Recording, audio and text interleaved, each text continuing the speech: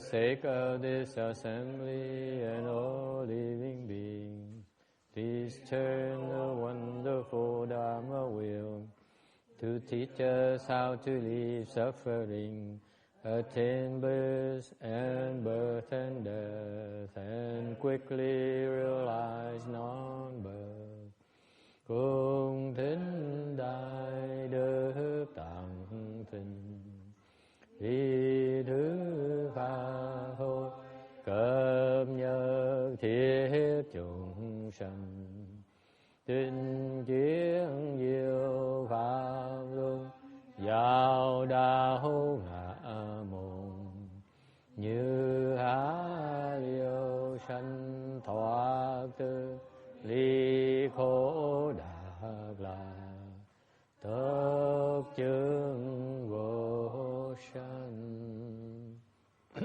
Homage to the blessed, noble, and perfectly enlightened one. Nam mô Saranto Suche Doye Ola Hudi San Miao San Puto Xie.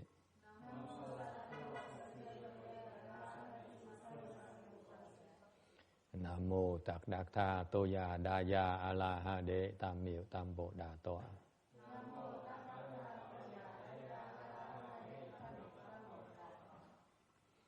The unsurpassed, profound, subtle and wonderful Dharma, 100,000 million aeons is difficult to encounter. Now that I've come to receive and hold it within my sight and hearing, I vow to fathom the thus come one's true and actual meaning.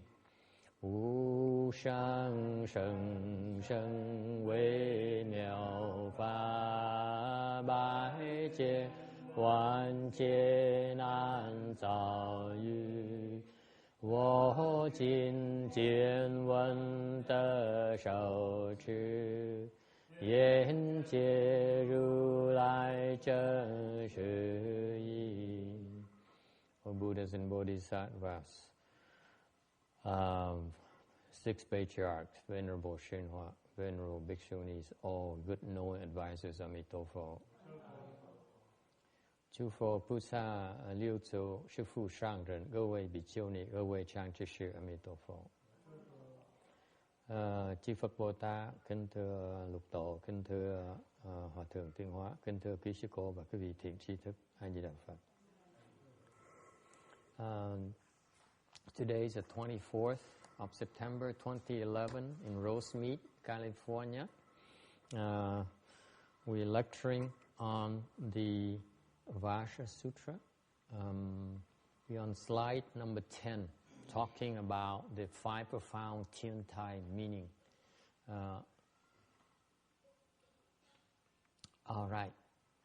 Last time we stopped at number 3, clarifying the doctrine, which says that the teaching of this, the major teaching of this sutra is that it teaches us about the absence of mark. Lần cuối cùng mình nói về cái kinh điển này, nó nói về cái thiên thai, cái tông thiên thai ngũ huyền, huyền ý, huyền nghĩa. Nó nói về cái phần thứ 3 là bàn về tông. Tông là cái lời dạy của kinh này. Kinh này dạy rằng cái thực tướng, về cái thực tướng là nó không có tướng gì hết. The truth about that you need to experience is that there's no mark whatsoever. Cái sự thật á, là không có cái tướng, mình không nên chấp bất cứ cái tướng nào cả.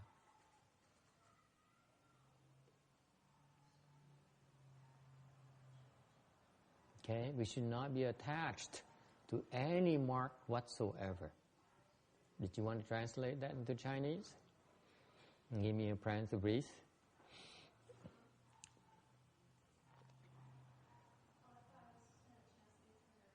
Privately? Oh, I see. Okay. That's okay too. All right. No mark. Meaning this is one This is the part of the profundity of this prajna teaching. Đây là một cái sự sâu sắc về cái pháp kim cang, pháp bát nhã kim cang. Là sao? Là nói cho chúng ta biết sự thật á, là không có tướng gì hết. It says the truth is that, folks,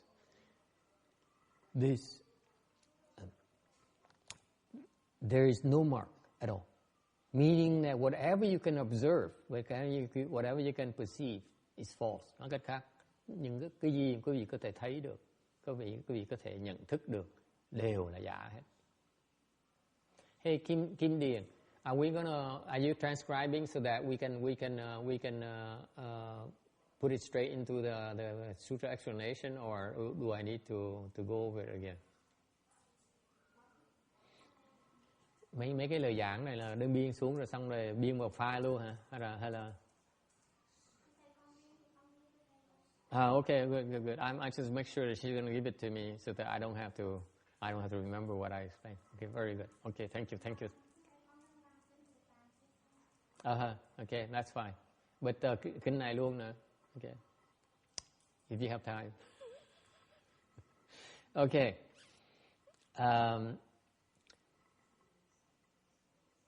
It says that we should not be attached to marks.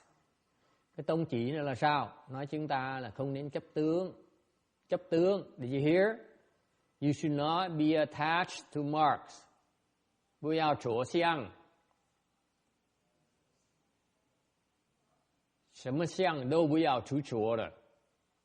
Bất cả cái tướng gì quý vị có thể thấy được á, là không nên chấp trước vào.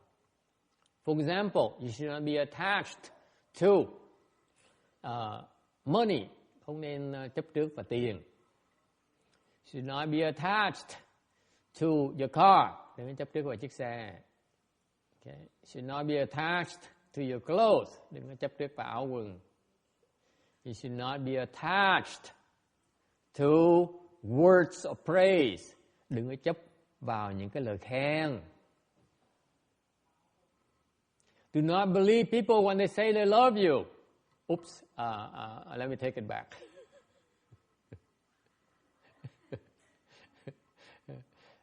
Đừng có, nếu mà người ta nói mình yêu mình đừng có tin người ta.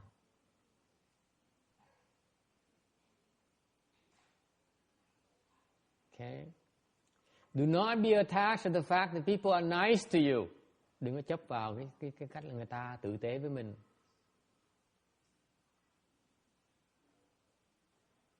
Does it mean you should be attached to people not being nice to you? Như vậy quý vị có nên chấp vào người ta không tử tế với mình nữa phải không?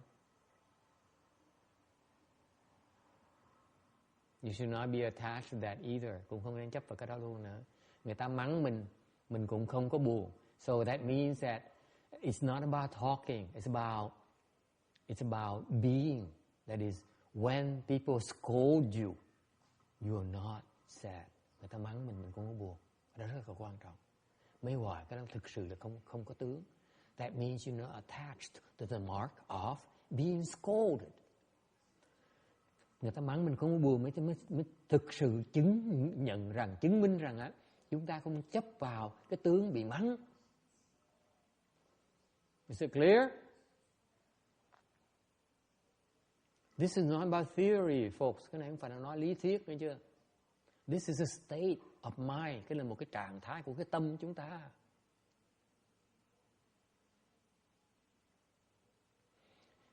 Can you raise your hand, those of you that God happened to be scolded recently and you did not get upset? Raise your hand. Put your hands down.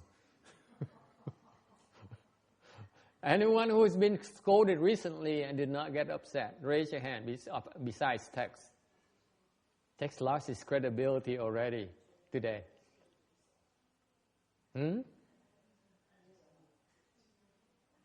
Who does not get upset when, let's say, when your wife yells at you? Of course you would hate it. What about the people that you respect and admire yell at you? Boy, that would destroy you, wouldn't it?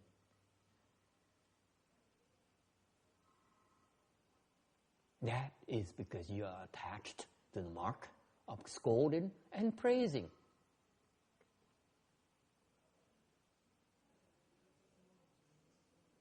Any questions or comments? Ai có ý kiến thắc mắc nha? Quảng Ngân có chuyện gì kể không? Mình khi mà người ta mắng mình, người ta khen mình á, mình không chấp trước, mình không có buồn, cũng không có giận, cũng không có vui, mới gọi là không chấp tướng. Có chuyện gì kể không? See, I know cô Jean has a story to tell.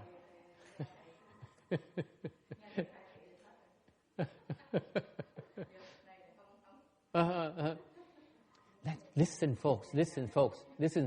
This is really close to home, you think. Quý vị đừng có tưởng tôi nói chuyện lý thuyết, nghe chưa? I'm willing to bet that all of you likes to be praised. Tôi nghĩ phần lớn quý vị đều thích là được khen đấy đó. Okay. Mà khi mà người ta nói cái lời mà nó nói lời hơi nặng một tí là quý vị sẽ lẫy ngay lập tức. And if people say something that you don't like, you will get pretty upset.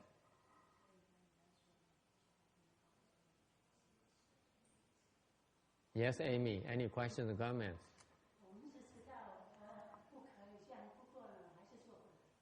做不来，对。Everyone knows that we should not be attached to praises and criticism, and yet we cannot overcome that. Ai cũng biết mình không nên chấp trước vào lời khen, ai cũng biết mình không nên chấp trước vào lời mắng nhiếc, mà nghe lời mắng một cái là nổi giận đùng, nhất định đòi tự vận. If people criticize you, you feel like killing yourself, don't you? Especially if your husband criticizes you. Oh boy, is he gonna get it? Right, Amy?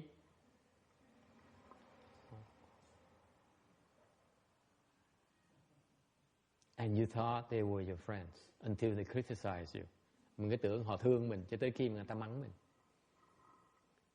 You thought that you could learn from me until I start criticizing you. And say, oh, this guy is no good. Let's go to a different temple. Dạng như tới chùa cũng vậy đó. Tới chùa thầy tử tế, thầy thương thầy dễ sợ, phục thầy dễ sợ, thầy giỏi dễ sợ. Mà thầy nói một đời mà nói mà hơi mà chọn tay một cái là vẫn là nổi giận, đùng nổi giận rồi bỏ đi. Thầy thì dễ ẹt.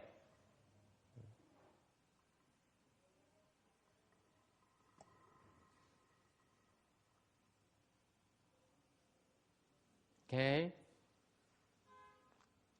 This sutra here, the Dharma the sutra teaches us is that if you understand about prajna, paramita, you understand about this Vajra sutra, you become less and less attached to marks. Nếu quý vị mà học qua cái kinh này, qua cái kinh này rồi thì cái công dụng của kinh này là để cho quý vị trồng cái nhân để quý vị hiểu càng ngày càng bớt chấp tướng. Because that's how we are wired. We attach to marks.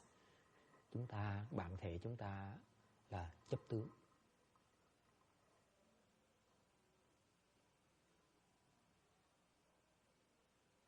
Questions? Ai thắc mắc gì không?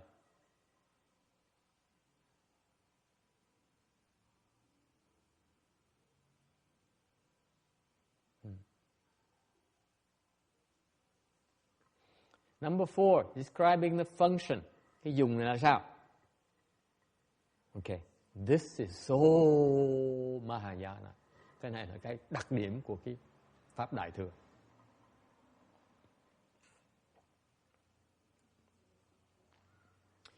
Because Mahayana, as expounded in this sutra, at the level expounded in sutra, kinh Đại Thừa mà cái pháp giáo lý Đại Thừa được giảng trong cái kinh này, we need to explain to you the truth. Kinh muốn dạy cho vị cái sự thật. The truth of the matter is that we should not be attached to mark because everything is basically empty. Cái sự thật là chúng ta không nên chấp tướng là tại vì cái thực thể của mỗi mọi của vạn vật trong cái thế gian này là nó là không, nó không có gì hết. There's nothing there. Everything arises from conditions. Tất cả cái gì quý vị thấy Ngày hôm nay quý vị có thể nhận thức được, giác thức được là nó đều là giả, tại nó do duyên khởi. Okay? Meaning that it does not last. Duyên khởi nghĩa là sao? Là nó chỉ tạm thời thôi, nó chỉ tạm bợ thôi. That includes love.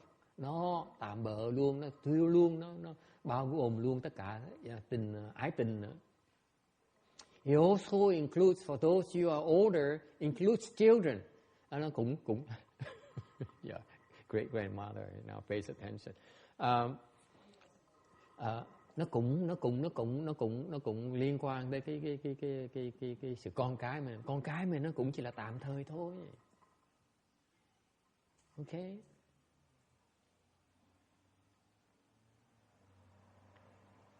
Because basically everything is inherently empty. Cái sự thật thể của mỗi cái bản thể của mỗi cái người chúng sanh đó, nó đều là không. However, this is very important to make a distinction. Để nó phải hiểu cái sự quan trọng chỗ này nè. Even though we empty, sự thật mình là bản thể chúng ta là không. But we are temporarily not empty. Mình là không nhưng đều tạm thời mình không phải là không. Tạm thời mình có một cái hiện diện ở đây. Right now we here in the Buddha hall. You cannot say you empty today. Quý vị không thể nói ngày hôm nay quý vị không ngày hôm nay, because today I could see your nice faces. I kiss up to people. Tại vì quý vị không thể nào nói là quý vị không được, tại vì ngày hôm nay tôi thấy được cái khuôn mặt rất là dễ thương của quý vị. Thế thầy định đầm hay không? You cannot say you're empty. Okay? So this is the truth about Mahayana. You're both empty intrinsically. You're empty, but actually, right now, you manifest. You have a certain manifestation. Okay, that is called wonderful existence. Mặc dù cái thể quý vị là không, nhưng ngày hôm nay quý vị có cái thân này. You have a body right now. You cannot claim the body does not exist. Không thể nào nói cái thân mình không có. Nó có thật ngày hôm nay. You pinch it hurts. Mình nhéo nó đau. You give it good food, it's very happy. Cho đồ ăn ngon, nó thích, dễ sợ lắm. You cannot claim it's not there. Không thể nào nói là nó không có ở đó. And this is the depth of Mahayana. Cái này là cái sự sâu sắc của về Phật giáo Đại Thừa. Là nó vừa không, nó vừa có luôn. Nó dễ sợ như vậy. Đức Phật, Ngài trí huệ, Ngài dễ sợ như vậy. This is the Buddha's wisdom. He says, you empty, but you also exist at the same time. That's only Mahayana has that. Có một bên Phật giáo Đại Thừa mới giảng được như vậy thôi. Tiểu Thừa chưa thấy được cái đó. The Hinayana cannot see it yet.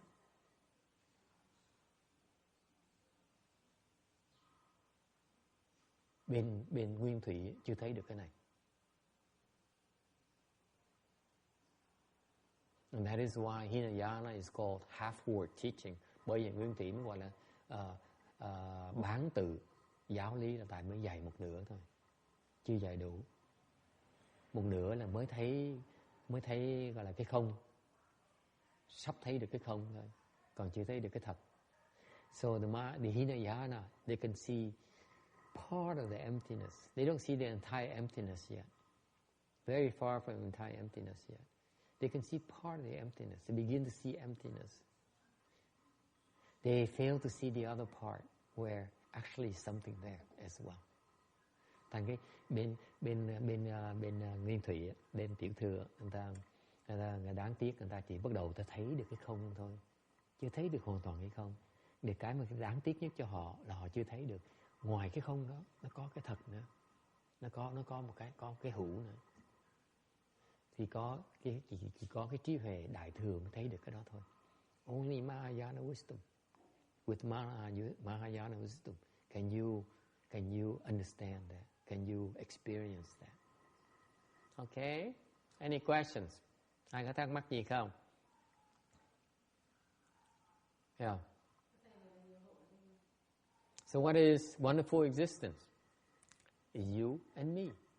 là diệu hữu là cô với là tôi. It's all of us together.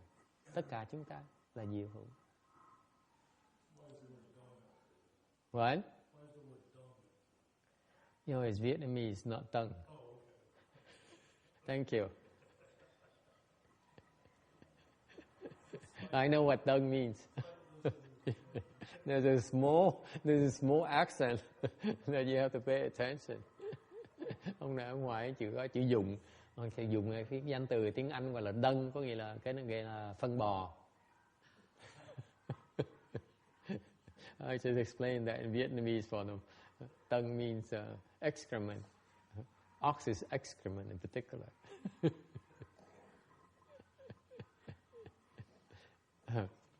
So what is wonderful existence? Diệu hữu nghĩa là sao? Diệu hữu á là tất cả mà cái gì nó có thể có, vì quý vị có thể thấy được, gọi là diệu hữu. Everything that you can perceive is called wonderful existence.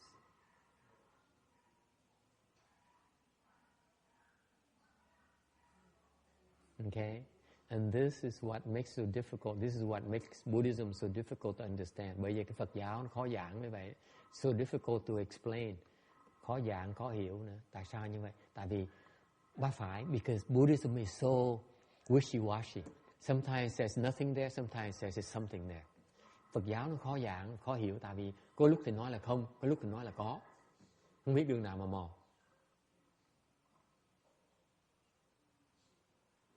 As soon as the Buddha says, is something there? He says, by the way, it's not really there. Phật dạy vậy đó. Phật dạy có, lập tức giảng có xong rồi, người ta hiểu có, người ta nói, như nói cho con nghe, thiệt ra nó không phải có đâu. Nó phải ngược lại ngay lập tức. And this is what you can do to recognize the proper teaching. Đây là quý vị có thể, cái tiêu chuẩn quý vị có thể dùng để mà nhận thức ra cái này là cái chân, là chánh pháp. Tại sao? Nó ba phải. Because the proper dharma is wishy-washy.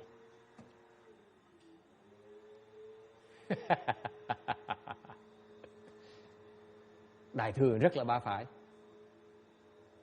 Nó có là phải có không mới được. Không thể nào nói có không đủ. You cannot say existence without saying emptiness. You cannot say emptiness without existence. Okay? You cannot say about love unless you say love is junk. Mình không thể nói về cái ái tình, giảng về tình thương, mà không giảng về cái tình thương là đồ giả. Is it clear? Chánh pháp bao giờ cũng vậy hết. Cái người không hiểu mới nói là tình thương, ái tình là hay, mà không biết là ái tình là thiệt ra nó là chấp tướng. Those who teach about love and promote those nice things, okay, they don't understand the flip side yet. That's why they only talk about love.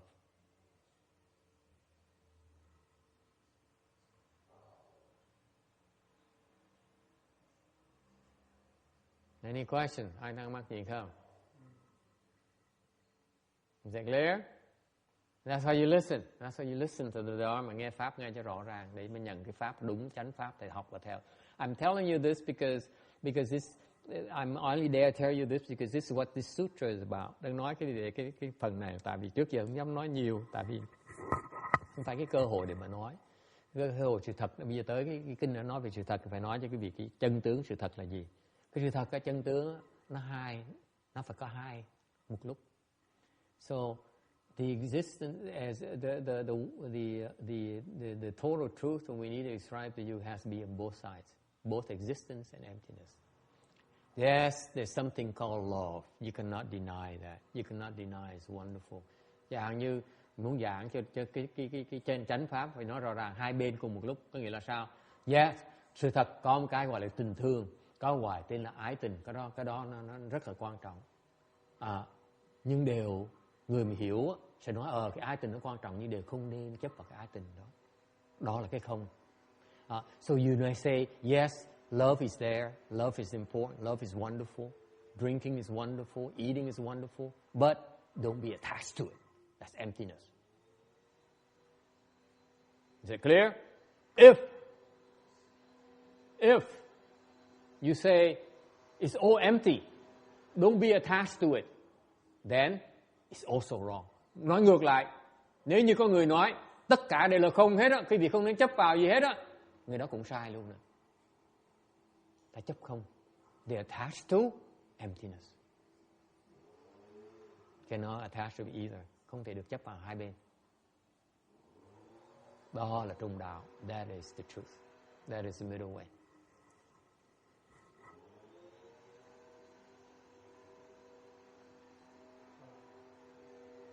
Yes. This implies a very high level of sophistication in perception. Yes. Are you talking about the teacher or are you talking about you? Talking about anybody that can do it. Truth of the matter, you won't be able to do it.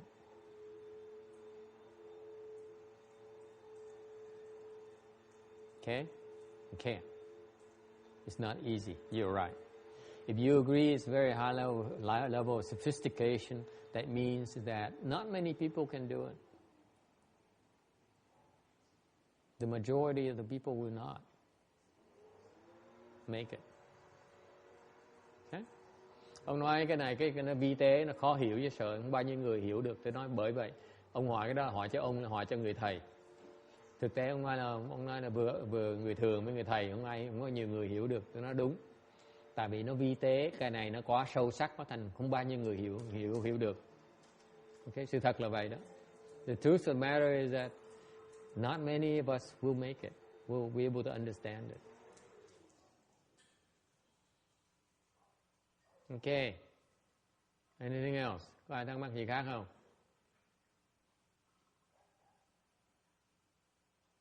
Yeah.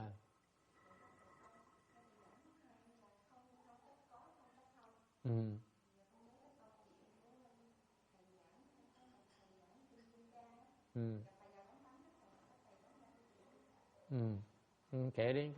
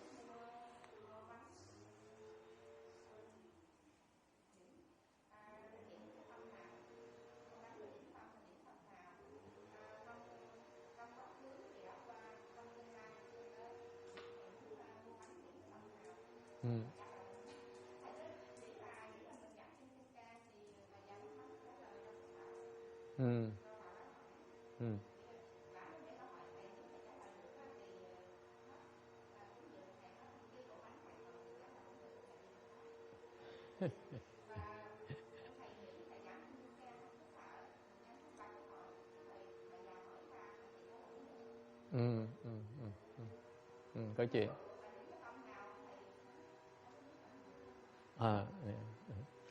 She says there's a story of that reminds me I should tell you that later in a later section because it's a well-known story where the Buddha master who specialized in explaining a Vajra Sutra, so he traveled for long distances to explain a Vajra Sutra. So on the way, during his travels, he stopped by a place where he got some refreshments, and so the owner, the old woman who owns that small tea shop there, asked him, "So, great master, so where are you going?" He says, "I'm going to the city to explain a Vajra Sutra." He said, "Vajra Sutra? What is that?" He said, Vajra Sutra teaches about prajna wisdom. This is about emptiness. So he says, "Okay, so what is it? It sounds pretty profound." So So she says. So she asked him a question about the principles, and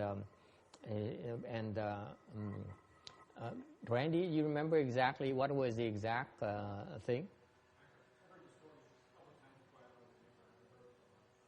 Yeah, I don't remember exactly what was the question she asked as well. Does anyone remember? Huh? Does anyone remember this? Because I don't want to blow it. If we don't remember, I will double check again because it's such a beautiful story. Thành có chuyện mà cái chuyện nó hay lắm. Bây giờ tôi không dám nói là nhiều, tại vì tôi không nhớ rõ cái chi tiết là cái bà hỏi ông này, ông thầy này lại hỏi cái gì đó tôi quên rồi, lâu quá, mấy năm trước tôi đọc. This is why I read several years ago, and I don't remember the exact question anymore. I don't want to ruin the punchline. Tôi không muốn mất cái ý vị của nó, thành để tôi check câu chuyện lại ha. Tại cái câu hỏi bà hay lắm, bà hỏi the story is very precise. Because this woman here came out and tested this monk's knowledge of Vajra principles, and he failed miserably.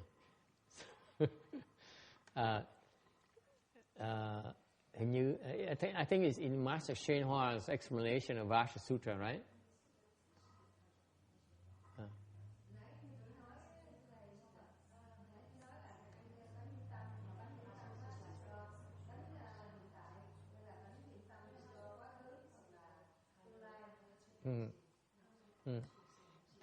Nó giống như vậy. Tôi có nhiều khía cạnh mà có thể xài được ở trong cái lý thuyết đó, nhưng tôi không biết rõ cái nào, tại vì tôi muốn hỏi rõ, tại vì cái này là cái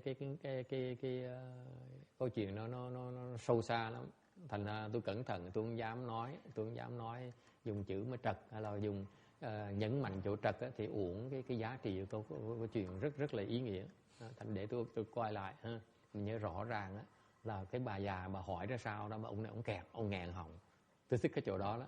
Ông thầy, ông pháp sư bị bà già lớn tuổi mà hỏi một câu mà hỏi thầy hỏi hiểu là Kim Kim Cang mà hỏi ông cứng họng luôn. Tôi thích cái phần đó đó. Hỏi một câu ông cứng họng trả lời không nổi. Thành ra bẻ mặt phải đi về, không dám đi giảng Kinh Kim Cang nữa. Hay chỗ đó đó. Yeah.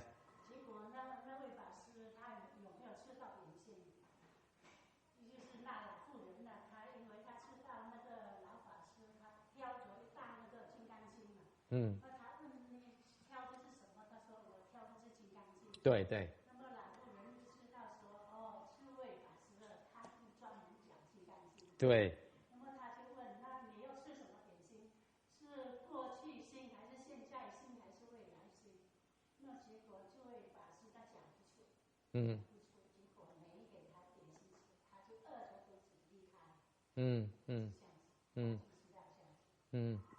She says that Ru Jing, I'm sure I trust her memory because Ru Jing also loved these stories as well. So it's consistent with the Vietnamese version I was told earlier. It basically says this monk here comes in, he orders some small appetizers. So the woman says, when you eat this, so when you eat these appetizers, are you eating it with a mind of the past, a mind of the present, or a mind of the future? And so the monk who specialized in explaining Vajra Sutra, he couldn't answer her. So he left without eating the small eats, and then he went home and never dared explain the Vajra Sutra again. Thành ra như đó, nhập lạc nói đó là bà này bà hỏi ông thầy pháp sư là ăn cái điểm tâm này là thầy ăn với cái tâm của quá khứ, tâm hiện tại hay là tâm vị lai, dùng cái tâm nào mà dùng cái điểm tâm này. Thì ông thầy ông cứng họng, thành ra ông lủi thủi ăn chạy, ông chạy trốn, ông bẻ mặt có ông chạy về mà ông không dám giảng Kinh Kim Cang nữa luôn này, không dám biết Kinh Kim Cang này. Tại vì Kinh Kim Cang nói là cái tâm, ba cái tâm đó là giảng rất rõ ràng. Because Vajra Sutra explained very clearly about the three minds. It's part of that we cover later later in some of these sections, where it talks about the mind of the past, of the present, and the future. So the question refers to actually a section of the sutra, the principle of sutra, the test. Okay. Anyway, so wonderful existence is everything that we feel is true is wonderful existence. Thành cái gì mà chúng ta mà chấp trước là gọi là diệu hữu.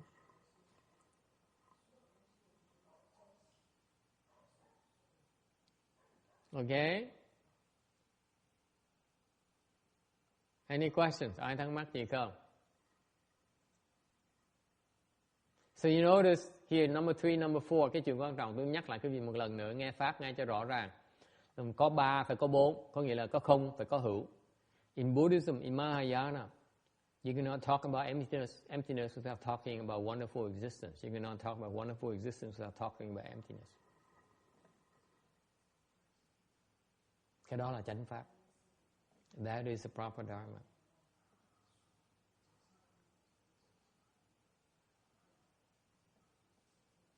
Okay, let me backtrack a little bit. Cuối cùng, tôi thối lui một bước. We are talking about true emptiness, not emptiness as experienced by the Hinayana cultivators. Tôi đang nói về cái không này là cái không của cái chân không, chứ không phải cái không của cái bên nhị thừa. Cái không của nhị thừa nó chưa phải là chân không. The emptiness is experienced by the two vehicles is not true emptiness yet. It's still very far away from true emptiness. Nó còn xa cái chân không lắm.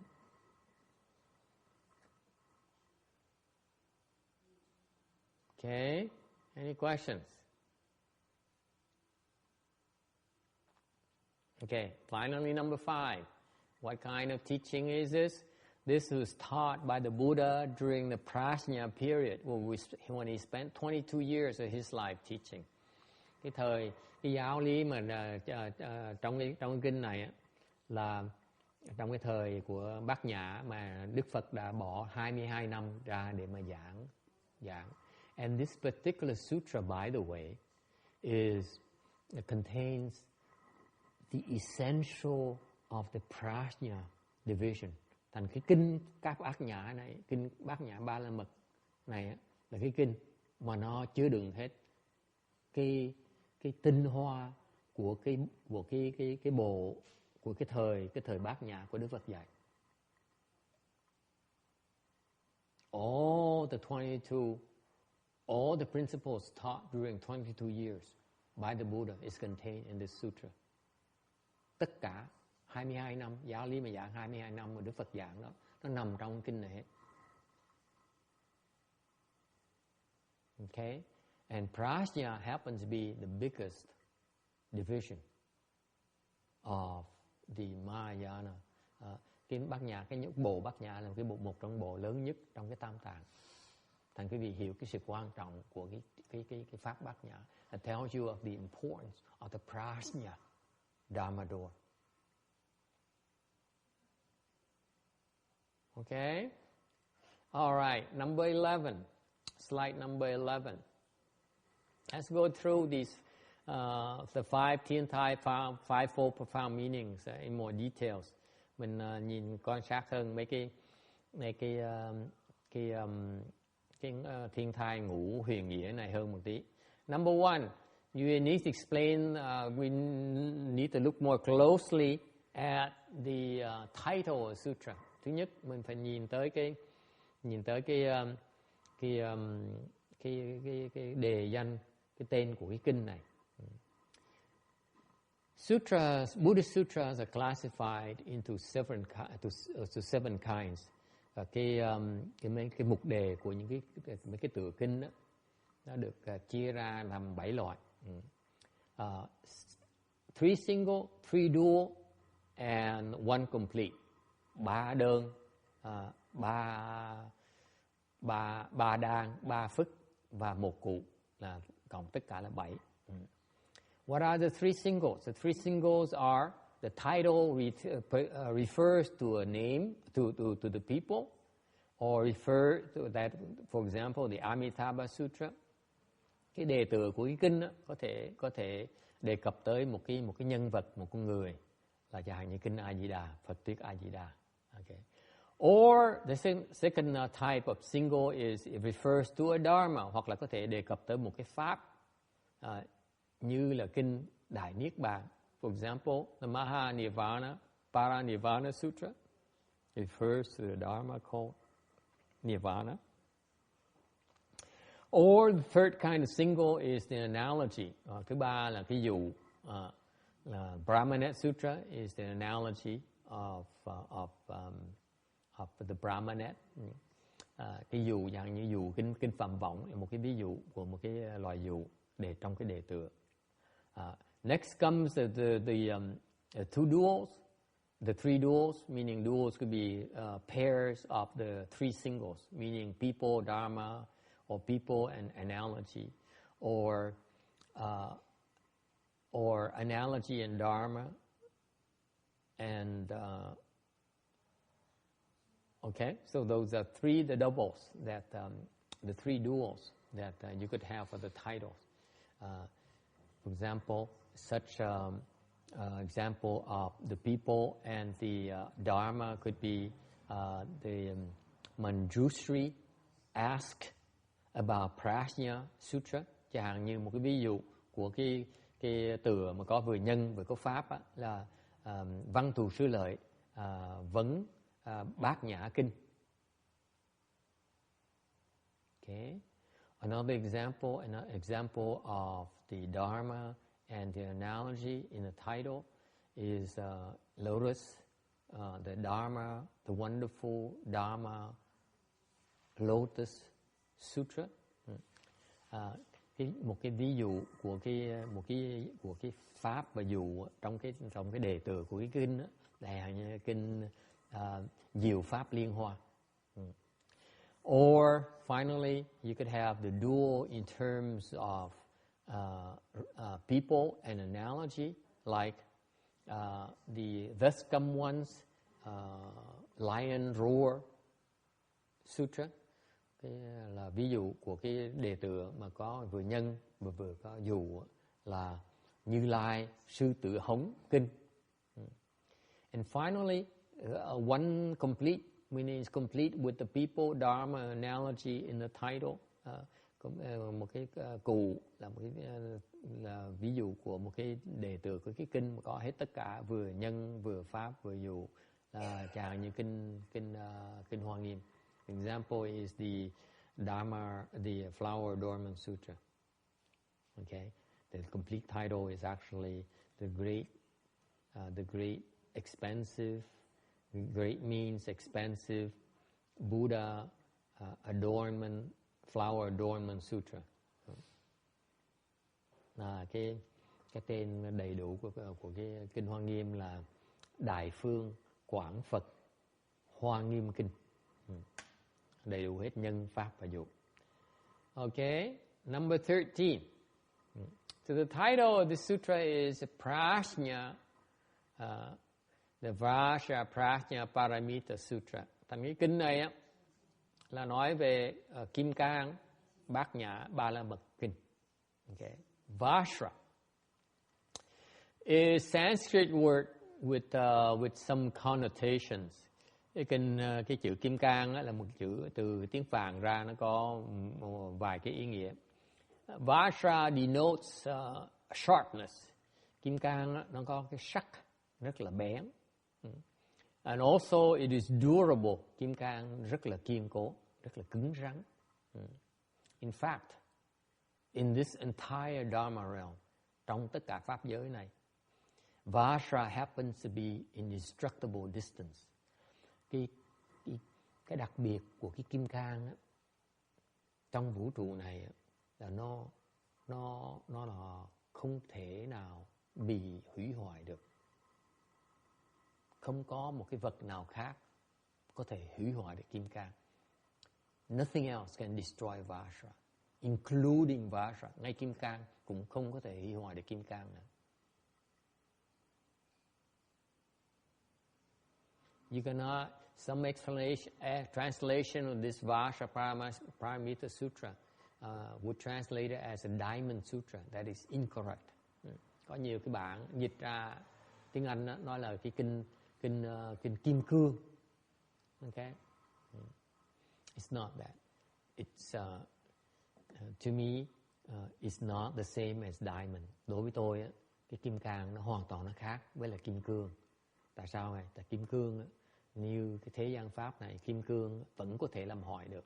Because clearly, even diamonds can be destroyed.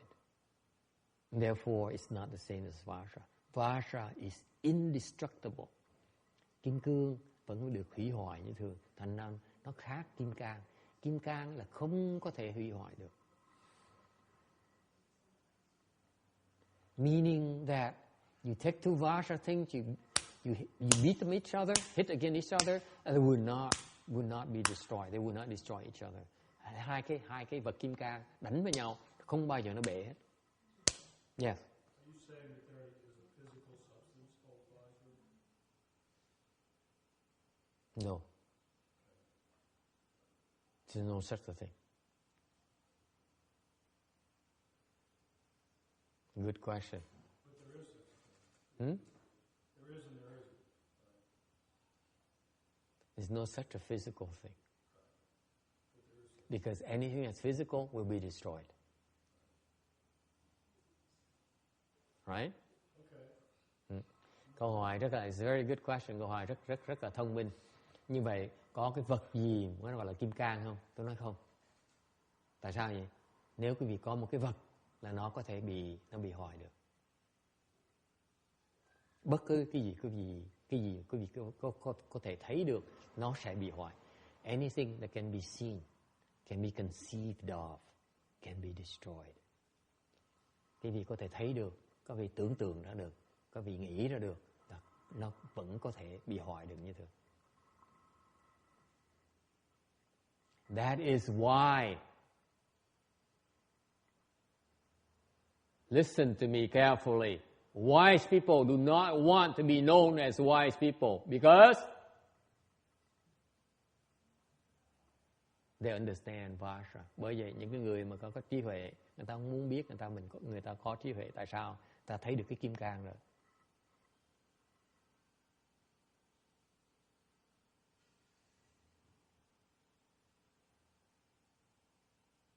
They no longer want to be heroes. Họ không muốn làm người anh hùng nữa. They want not to be known. Họ không muốn được biết nữa. Only the confused would like to be known. Cái người mà còn vô minh mới đòi được nổi tiếng, mới đòi được người ta chú ý mình thôi. Only the confused ones want, the confused people want fame. They want recognition. Do you get it? Nghe có rõ ràng không?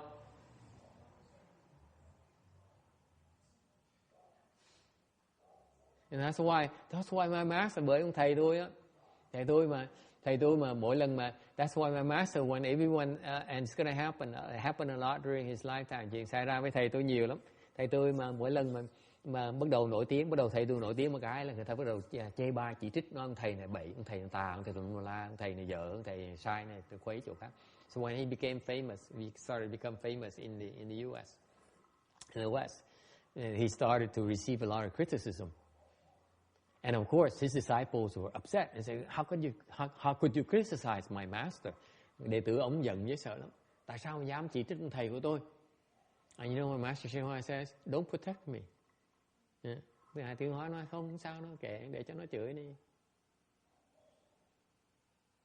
Encourage them to criticize, khuyến khích. If I might add, if I were him, I'd say, encourage them to criticize me. Khuyến khích cho nó chửi mình đi.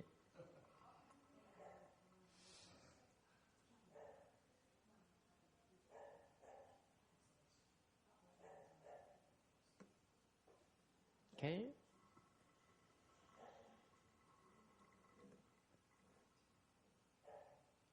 There's nothing physical about Vajra. Cái kim cang đó, nó không có cái gì mà nó gọi là cái thực thể hết đó.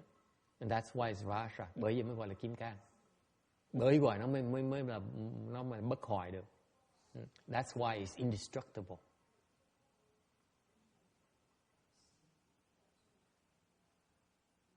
Is that clear? If you can conceive of it, then it can be destroyed. Nếu quý vị có thể tưởng tượng ra được, thì cái đó nó có thể hoại được.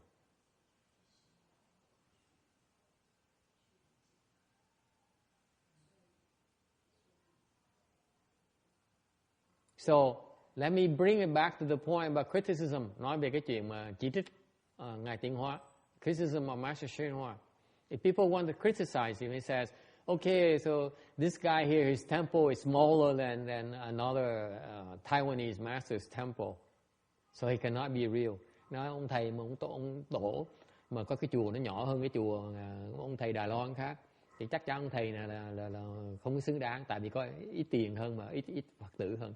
So therefore, Master Shen Hua has less credibility, has less money, has few disciples, and therefore he cannot be that good as someone else. Như vậy thua người ta. Okay?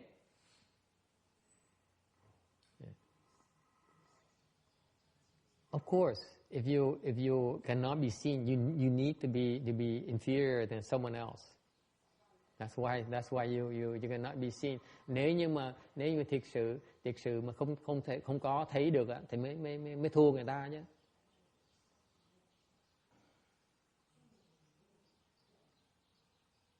Do you see the strength in not being able to be perceived?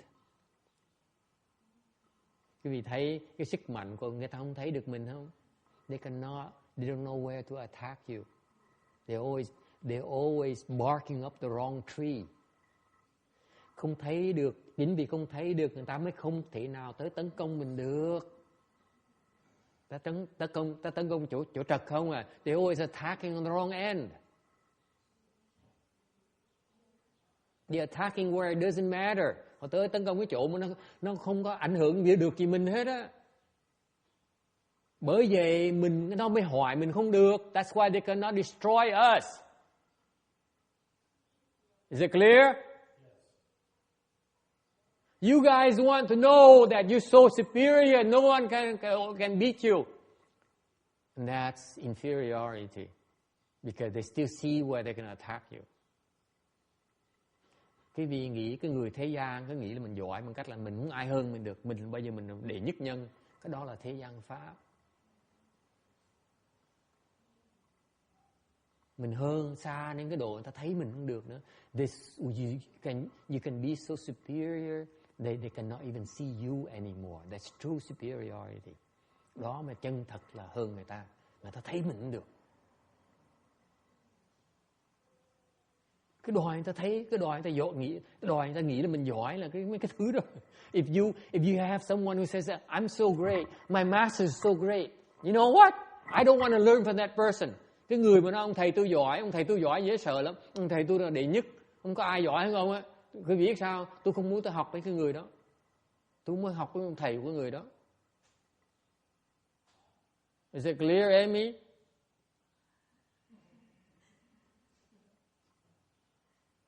Does it make sense to you? Nghe có đồng ý không?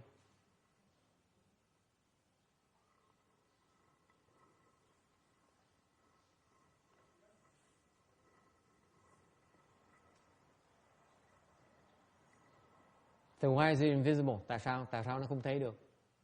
Because it refers to the principle. Cái lý đó nó không có thể. You certify the Vajra substance because you understand the principle. Quý vị luyện thành được cái kim cương là tại vì cái kim cang, là tại quý vị hiểu được cái lý thể của kim cang. You understand its substance. That's how you accomplish it. You understand it, no one else can. Quý vị, có một mình quý vị hiểu được thôi, người ta hiểu không được, nó mới gọi là kim cang.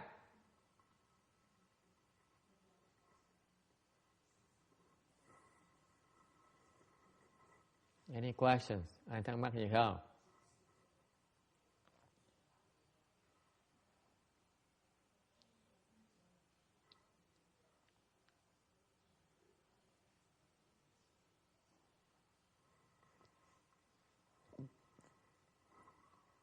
Is that enough? Ngày nay học kim cang được. You learn about Vajra, the man-made Vajra. Ngày nay quý vị học được cái kim cang ở đó. Lo về mà làm luyện kim cang một cái là you can make a fortune. You can create the hardest substance in the world. Okay?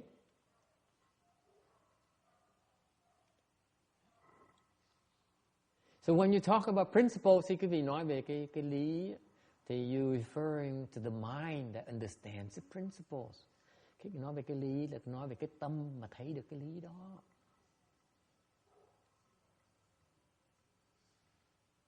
Okay? And therefore, Vajra Prajna is basically the Vajra mind. Bởi vậy, mình nói tâm với tính với bát nhã là cùng một loại. Cái tâm bát nhã, cái tính bát nhã, cái lý bát nhã cùng là một hết. They're all one and the same. The Vajra mind, the Vajra principle, the Vajra substance, they're all one and the same.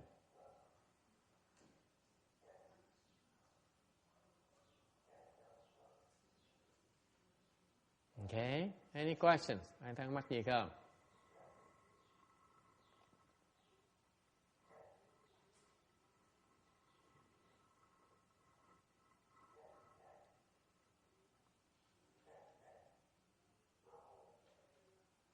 Yeah.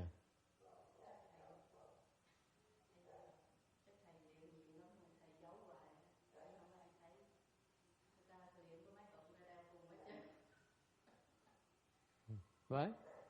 Nói tôi nghe hiểu. Hả?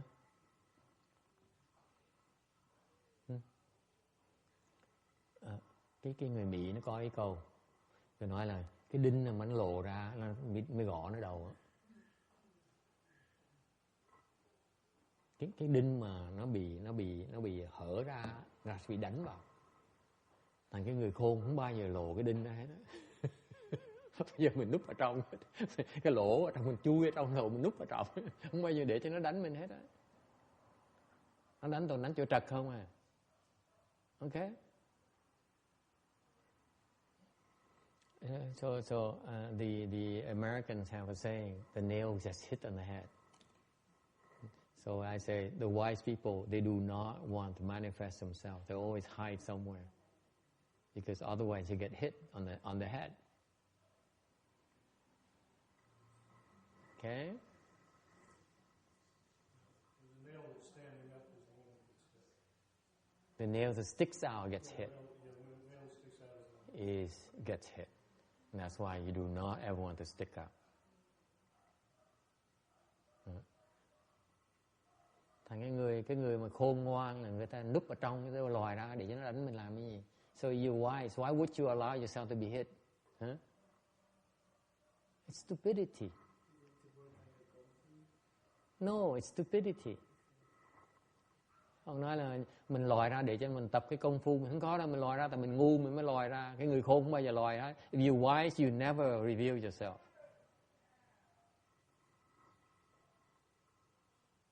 Okay?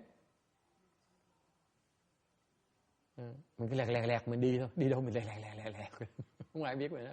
Wherever you go, no one notices you.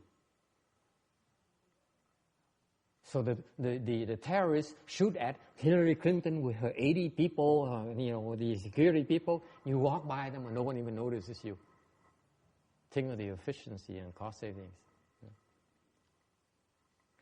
Mấy thủ tướng, tổng thống đi ngang là phải có người, 100 người, có 1000 người bảo vệ ông. Mình đi ngang không ai biết hết.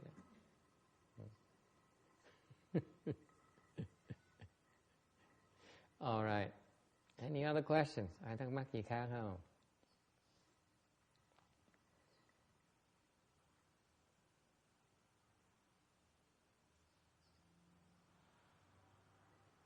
This substance here, by the way, it has its use.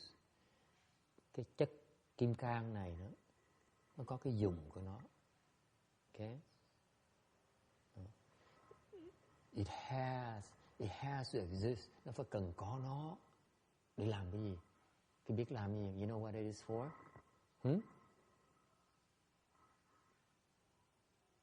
究竟为什么需要有金刚那个这个体？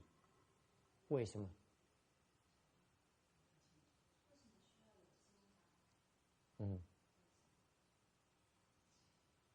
为什么？ Tại sao có kim cang làm cái gì?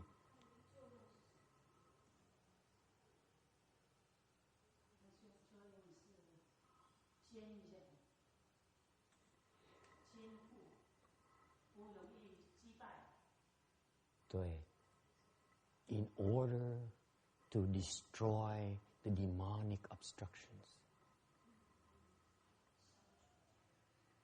Để mà phá tan tất cả cái ma chướng.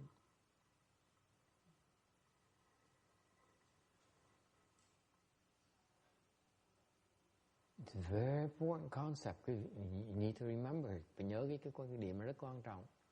Cái kim cang bên Phật Pháp mình nó vô địch. Không có người ma chướng nào có thể cản trở được kim cang. There's nothing that can stop Vajra. That's why it can destroy all demonic obstructions. Nó tuyệt vời như vậy đó. Dễ sợ không? Think about this. Nghe cho rõ ràng quý vị nghe. Một cái kinh kim cang là kim đồng trời đồng đất, nhưng phải dễ sợ đâu. So that's why this sutra here is earth shaking, is earth shattering, because it tells you about something that is indestructible, that is invincible, that no one else can beat it. It can defeat everything else. Cái kim cang nó dễ sợ, nó có thể phá hết tất cả những cái thứ gì khác. Ngay cả ma chướng nó cũng phá luôn nữa.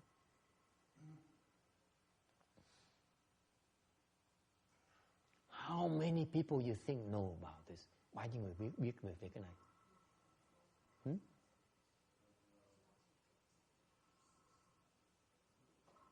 Yes. Well, the first comes to mind immediately. It's like, okay, so how do you get it? That must be what the rest of the sutra is about, right? That's right. This is what it's about. It says, this Vajra thing here, you can get it yourself, accomplish it yourself. Yes, you are able to do it yourself. Thành cái kinh nó dễ sợ. Kinh nó nói là không thắc mắc như vậy, là cái câu hỏi mà rõ ràng nhất, cái dĩ nhất là làm sao tôi lấy được cái thứ mà nó cứng, nó hay, quý mà hay, tại sao tôi có một cái phần cái thứ này. Cái kinh này nó vậy, kinh này nó giảng chứ vì cách làm sao mà luyện thành cái kim cang này. It shows you how you can realize this Vajra yourself.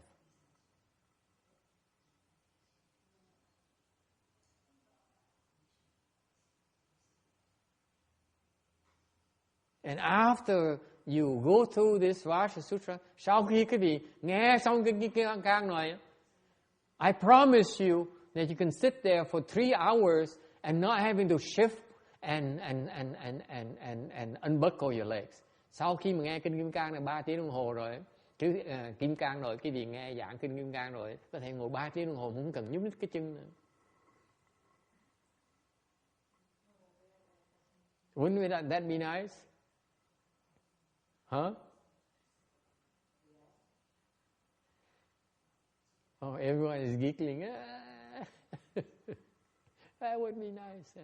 Ai cũng thích thú, cười thích thú vậy. So khúc khích.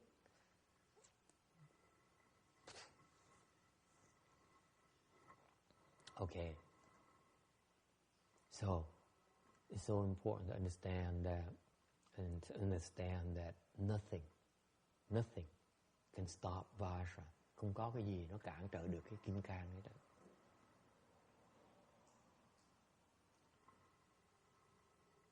And you can believe in that. Có thể tin được cái chuyện đó.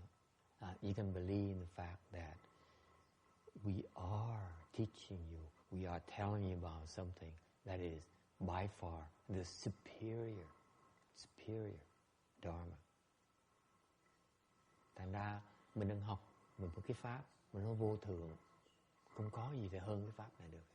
Quý vị có thể, you can spend many more lifetimes, your entire life, doing researching the sciences, you research, making a lot of money, you do whatever you want, okay? But whatever you accomplish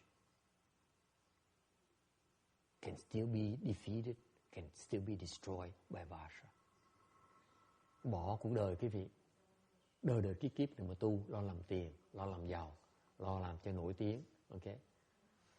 Tất cả những cái gì quý vị có thể thành tựu được đó, nó đều bị kim cang phá hết, đều thua kim cang hết. Như dễ sợ như vậy.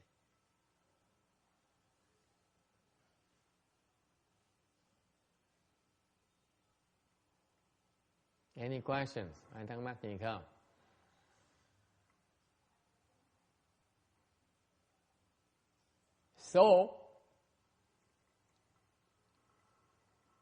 So I heard about this. Tôi nghe cái chuyện này. So I got curious. Tôi thắc mắc. I said, Vajra, indestructible. Tôi nói là kim cang, vô địch, bất hoại được.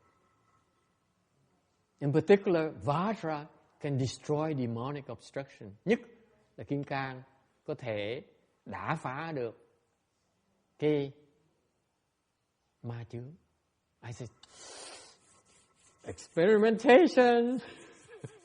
Mình phải thử ngay lập tức.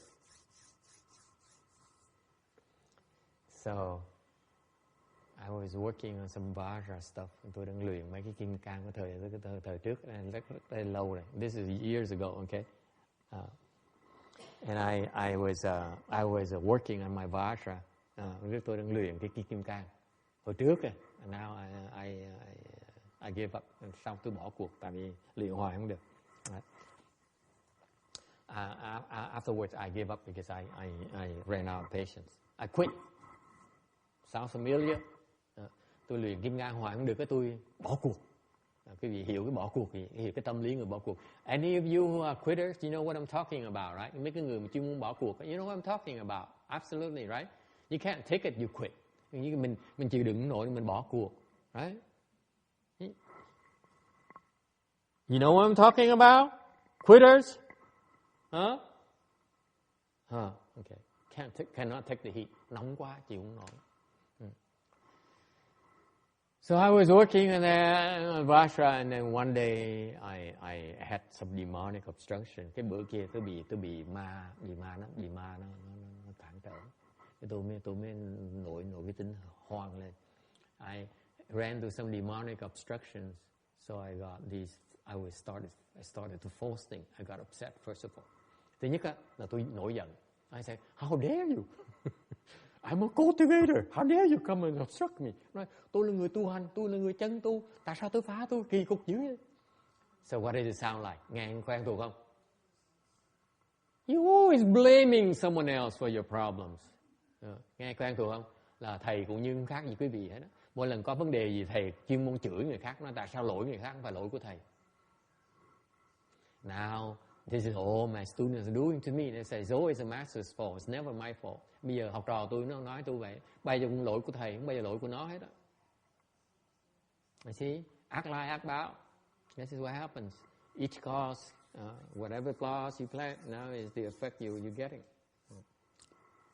Anyway, so I ran to some demonic obstruction. Bị ma chướng. Phá không được. I was stuck there for a long time. Kẹt quá. So one morning I was cultivating. I had this false idea. I said, Vajra, wait a minute. I have some Vajra. I think I have some Vajra. Let's use the Vajra weapon to destroy the demonic obstruction. And bữa sáng tôi đang ngồi thiền. Tôi vó cái vọng tưởng, tôi nói ma chướng, mình có kim cang, mình đem kim cang mình đánh lộn với ma thử đó, coi thử. Thiệt sự nếu nó thiệt sự nó kim cang phải đánh tan cái ma chướng. Sao ma chướng mà cản mình được? So I said, if this is really Vajra, it should destroy it, right?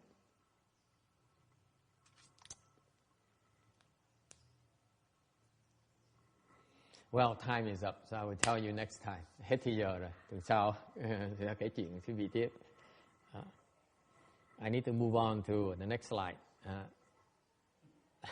What?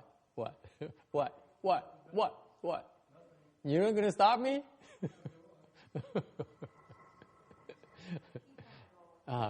Cái tôi mới đem cái vỏ khí kim cang. So I took out my Vajra weapon. I said, so I smashed the mark of destruction. Tôi mới lấy kim cang ra, tôi đánh nát cái ma chướng. Guess what happened? Chị sẽ ra cái gì biết không? Remember, this is a guy who thought he had Vajra, because and when he had a problem, he says it's their fault, not my fault. So what does it tell you about the Vajra I had? Cái vị nghĩ cho coi, hồi đó là tôi có vấn đề một cái là ra trách người ta, chứ muốn đổ lỗi người ta, không phải nhận lỗi mình hết á. Thì cái kim cang, cái vị nghĩ tôi có kim cang nó loại nào?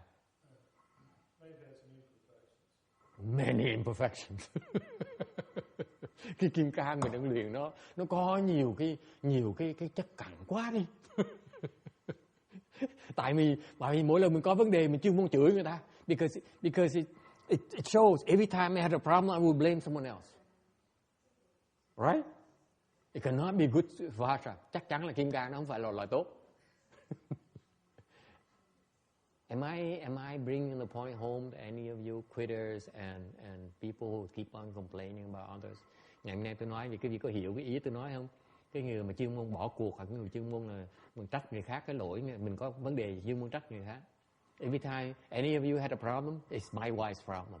Người nói mỗi lần có vấn đề một cái là gọi chửi vợ mình, chửi chồng mình, chửi con mình, chửi cháu mình, chứ không bao giờ chửi mình. You never blame yourself. Those types of people. No Vajra. Mấy cái loại người đó không có kim cang đâu. Ok?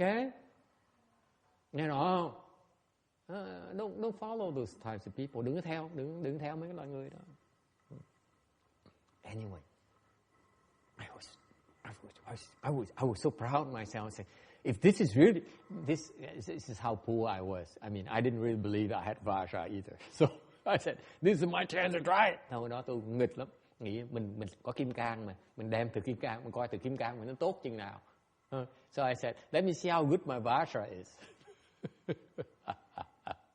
So I was using my Vajra weapon. And guess what happened? Chị sẽ ra.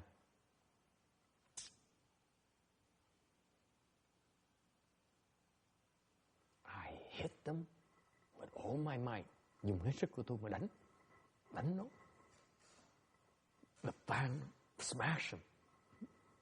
I said, bong, bong, bong. I was smashing him. Đánh tới. Guess what happened? Chuyện gì xảy ra? Nothing. Không có gì xảy ra hết.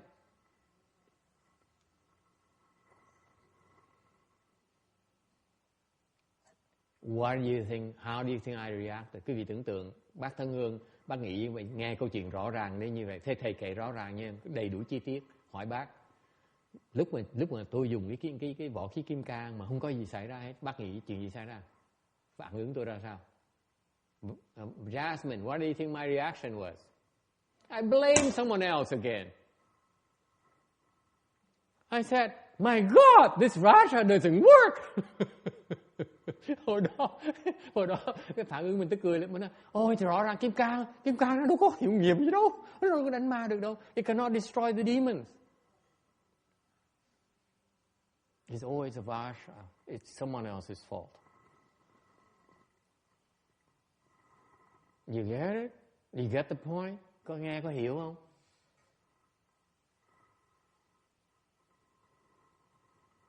And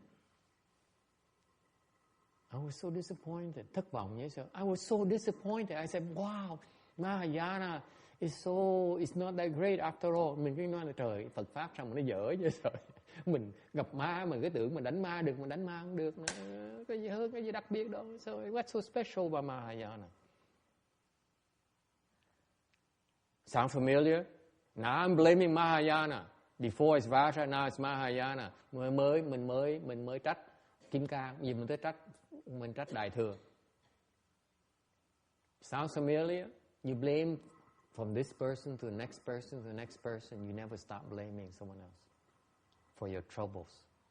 Chuyên môn đổ lỗi người khác, không bao giờ thấy cái lỗi của mình hết.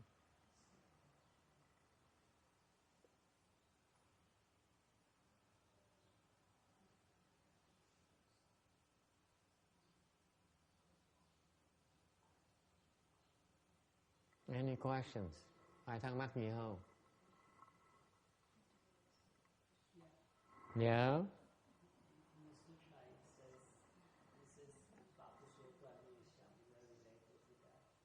What? I can't hear you. In the Sutra, there is a section. It says Chinese. 不说诸法什么？不说语法。语法不说断灭相。What does it mean? Translate that into English.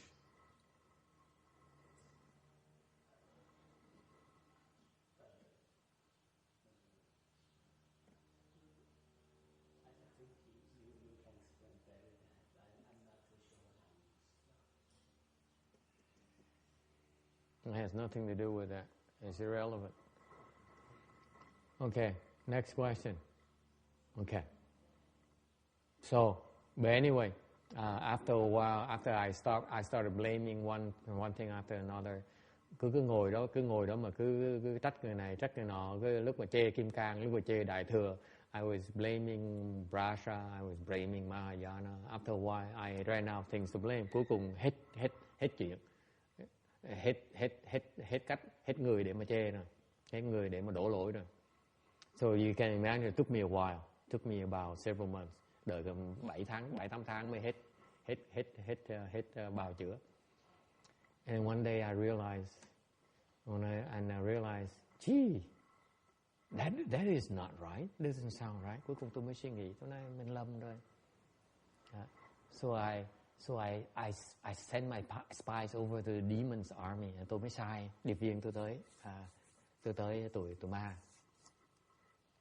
So I look at what they're doing when I attack them. Tôi mới coi từ lúc mình tôi đánh họ đó, chuyện gì xảy ra. You know what? Thì biết sao? They were destroyed. Đánh nó nát bét luôn.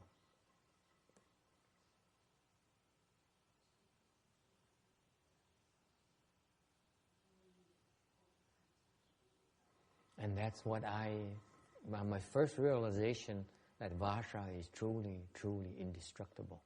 Nothing can stop Vajra. Đó tôi mới thấy, cái lần đầu tiên tôi mới hiểu là kim cương nó cứng như vậy đó. Kim cang nó cứng như vậy đó. Đánh đâu rồi mấy cái nó nát đấy. Whatever you use to smash it with, they get smashed. Yes, sir. It's incredible. It's incredibly hard. If it smashes you, you're gone. That's how hard Vajra is. Nó cứng đến nỗi như vậy đó. Đánh một cái đó kia nó nát bét.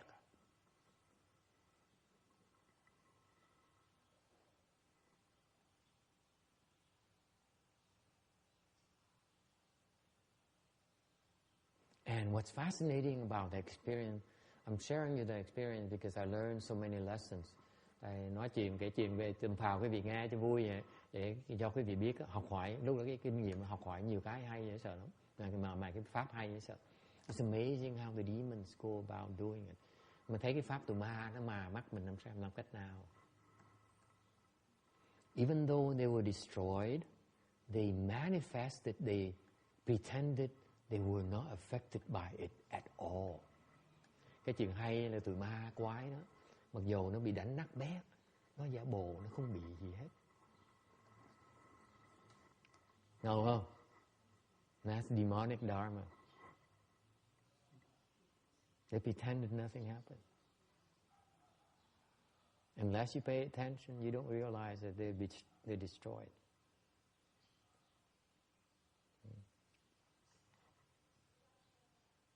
That's why the demons are very dangerous. Thành cái tụi ma, của ma nó hay lắm. Nó có nhiều cái thuật nó hay dễ sợ. It's fascinating how they function. And there's another lesson I can't teach you yet. Đã có một cái bài học khác quan trọng hơn nữa mà tôi chưa muốn dạy quý vị. I will teach you when the time comes, when you need to. Sẽ dạy quý vị khi mà cần thiết. Any questions? Ai thắc mắc gì không? It's fascinating. It is truly my experience from that. I realized that Vajra is incredibly invincible. It can destroy everything, especially your demonic obstruction.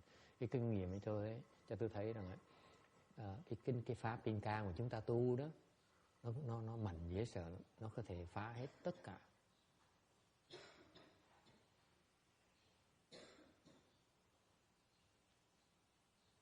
Okay, any questions? Now that is fun. Đó mới là thú vị.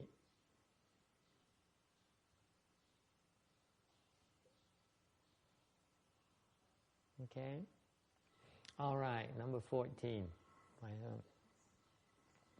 Vajra Sanskrit is not translated. Cái chữ Kim Cang là chữ tứ phạn, nó không được thông dịch tại vì có 5 cái loại chữ không thông dịch. Because there are 5 kinds of things that are not translated in Buddhism. One of them is secret. Chẳng hạn như mấy cái bí mật không được dịch ra. Like Dharani is one such word that is contains secret meanings, có những cái có ý nghĩa bí mật thành không có được dịch ra. Okay. Number 2 has many meanings. Thứ nhì có nhiều ý nghĩa. Chẳng như bạc già phạn của tên của Đức Phật đó, là một cái hiệu Đức Phật đó, nó có nhiều cái ý nghĩa. For example, Bhagavan, one of the titles, one of the 10 titles of the Buddha, contains 6 different meanings. Number 3, not existing in translator's country. Không có trong cái xã hội này. Chẳng hạn như for example, the Jambudana tree, cái cây mà vàng của Diêm Phù Đề đó, nó không có trong cái xứ này, thành dịch không cần dịch. Number 4, traditionally not translated, theo truyền thống không có dịch.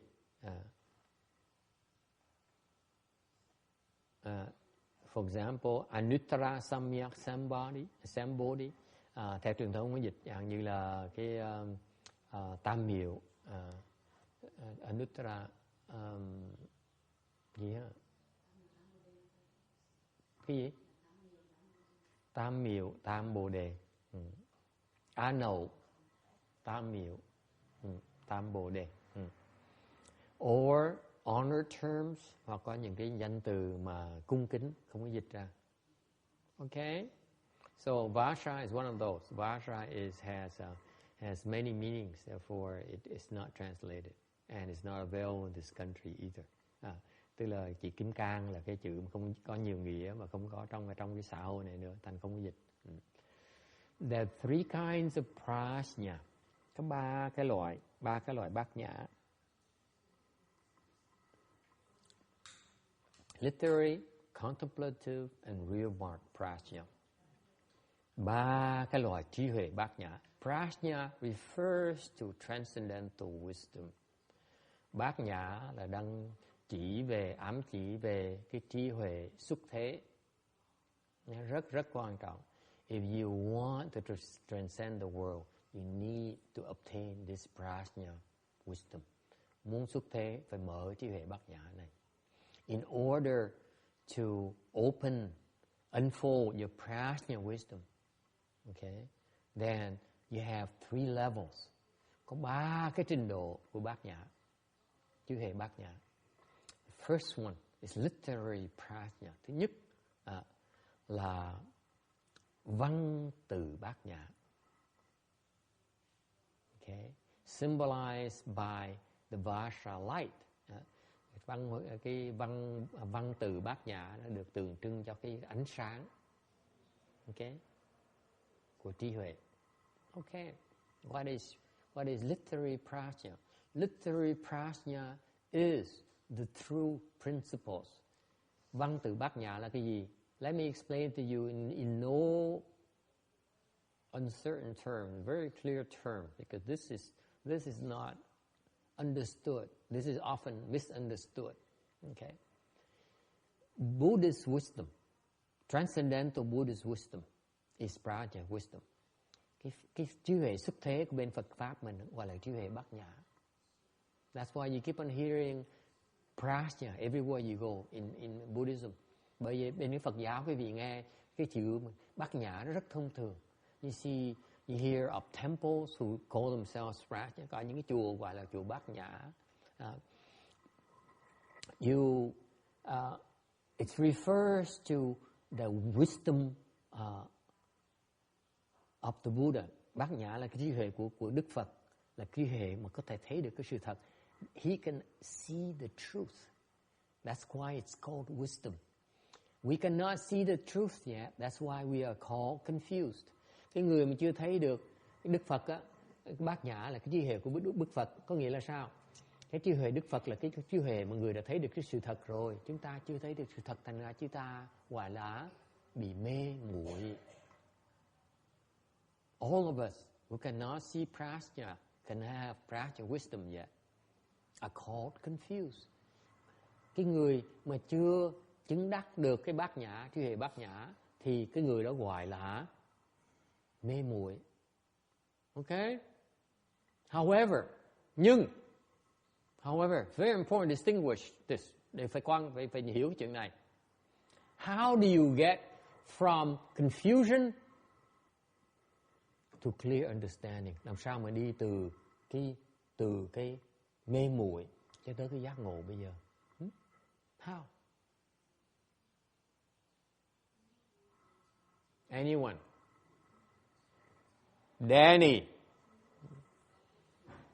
How do you get from confusion to enlightenment, Danny? You must know, since you seem to understand it all. How?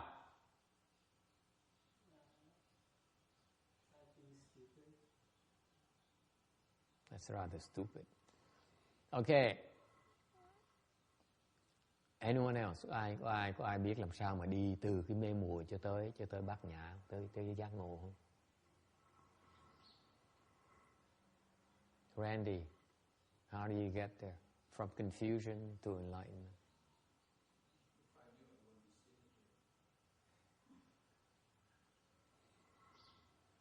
Ai biết nói tôi nghe. Yes. Well, first you learn the principles, and then you start trying to apply them, and just keep applying them until something. Very good. Let me rephrase it for you. Làm sao mà đi từ mê muội tới giác ngộ bây giờ? What is the prevailing link between confusion and enlightenment? Cái sự liên hệ giữa cái vô minh nó đưa tới giác ngộ là cái sự liên hệ chỗ nào? What is it? It is the law of cause and effect. You need to plant the seeds of enlightenment. Quý vị muốn giác ngộ phải trồng cái nhân để mà được giác ngộ. Is it clear? Is it clear, Amy, how you're going to get enlightened? You need to plant the seeds for enlightenment right now. If you want to get enlightened, you have to plant the seeds. How else are you going to get enlightened? Làm sao mình giác ngộ được nếu mình không trồng cái chủng tử bây giờ? Okay? And therefore, the seeds are literary prajna. Cái chủng tử này muốn đưa tới giác ngộ là gọi là cái văn bát nhã. please, make sure you understand this. Depends on what you want out of life. Tùy vì muốn làm cái gì. If you want to ultimately go to that something called enlightenment, you need to plant the proper seeds. Muốn tới, mỗi người mình có một cái khuynh hướng khác nhau. Okay. Quý vị muốn tới cái trạng thái gọi trạng thái giác ngộ, phải trồng cái nhân để mà giác ngộ. Phải trồng đúng cái nhân mới giác ngộ được. You need to plant the proper seeds before you can become enlightened. Is it clear? It is so obvious and yet no one seems to understand its importance. Nó giản dị như vậy mà không ai có vẻ ý thức được cái chuyện quan trọng, cái đại sự này. The seeds are literary prajna. Again, nhắc một lại lần nữa, cái chủng tử mà giác ngộ quý vị nó gọi là văn từ bát nhã.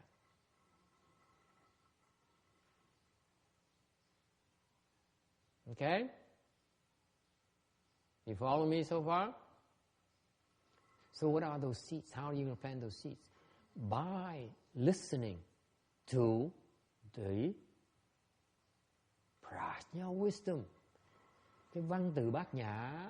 Làm sao quý vị trồng nó bây giờ? Bằng cách là nghe cái bát nhã thì mới trồng nó được. You have to hear about prajna. That's how you plant the seeds.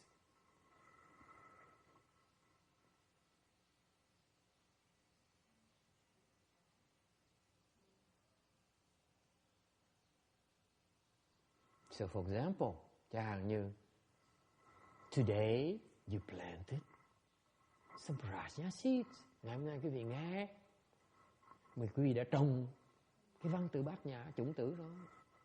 What did you hear today? Ngày hôm nay cái chuyện này, besides the Vajra beating up the demon armies, ngoài cái chuyện mà lấy kim cang đánh lộn với ma, trồng chủng tử nào? You planted the seeds of true emptiness and wonderful existence. That is prajna. Ngày hôm nay quý vị nghe cái không, chân không, đó là cái diệu hữu, cái đó là cái bát nhã. Phải nghe cái đó. You have to hear, you have to listen. You have no clues what it's about. Hiện bây giờ nghe chưa hiểu nữa. Doesn't matter, không quan trọng. The seeds are planted already. Bây giờ cái chủng tử nó được trồng rồi. You cannot expect to see throw down the seed and see something come up right away. Quý vị không thể nào đâu mới trồng cái chủng tử là muốn thấy cái cây ngay lập tức. It doesn't work like that, does it? It takes time. Cần nhiều thời giờ. Okay? That's why it's critical that you understand about three types of prajna. Bởi vì cái việc cần hiểu, cái rất quan trọng, cái việc phải hiểu 3 cái loại bát nhã khác nhau này rất quan trọng. Tại sao như vậy? Nó ảnh hưởng tới cái sự giác ngộ quý vị. Because it affects how you're going to become enlightened. Okay? Is it clear? Nghe rõ ràng chưa? Yes? Okay. So you need to hear about prajna. That's literary prajna. Bởi vậy, quý vị phải nghe về bát nhã. Okay? That's why I'm asking all of my students, instead of doing something in the back, I want them up here. Because I want them to be as close as possible to planting the seeds of these prajna principles. Còn tôi muốn khi tôi giảng kinh Kim Cang này, tôi khuyên học trò tôi là thay vì làm việc ở sau lưng đó, tôi muốn họ trước ra ngồi trong phòng cái Phật điện này để mà nghe, để mà trồng càng nhiều chủng tử bát nhã, càng nhiều càng tốt. You agree with me that the more seeds you have, the better off you become. The quicker you have more chance to become a Buddha. Vì đồng ý với tôi không? Càng nhiều chủng tử thì càng thành thục, nó càng lẹ hơn, càng sớm hơn. Agree?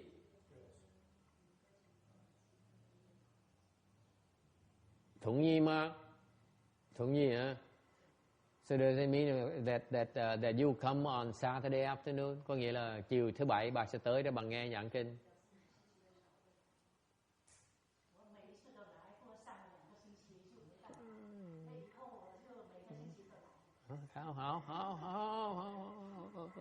Okay, so you need to plant the seeds. It's called prajna, literal prajna, basically seeds planting. Nói cách nhắc lại quý vị, cái văn từ Bát Nhã thiệt ra chỉ là trồng chủng tử thôi. Meaning you only hear, you only read, nghe, đọc thôi. There's no understanding, không cần hiểu. Is it clear? I need to emphasize this. There's no need for you to understand prajna because you cannot. Nhắc lại quý vị không cần hiểu, chỉ cần nghe thôi. Tại vì quý vị không cách nào mà hiểu được hết.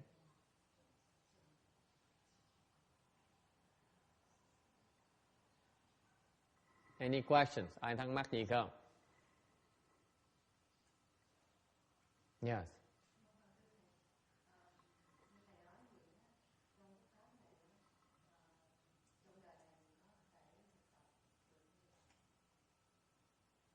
So how much longer, basically her question says, in this lifetime, how much longer do I have to wait in my lifetime? I said, maybe 10 more thousand lifetimes. Có thể 10 vạn kiếp nữa, tôi đâu biết được. Okay, next question.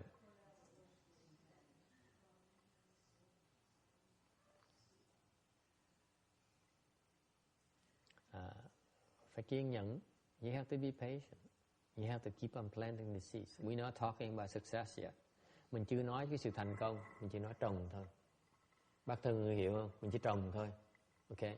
I'm teaching you about planting seeds. I'm not giving you any promises. Tôi đâu có hứa cái gì được đó. Why should I make any promises to you? Hứa cái gì làm cái gì? Hiền Nhã, hứa làm cái gì bây giờ?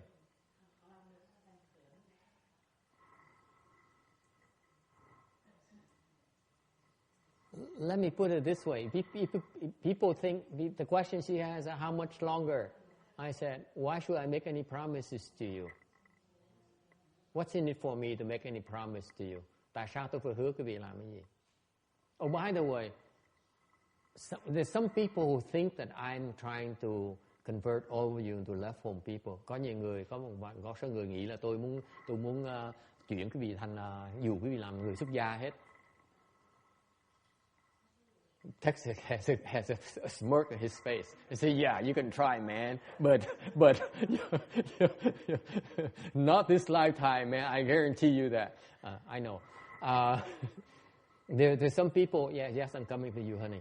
Because this is kind of funny.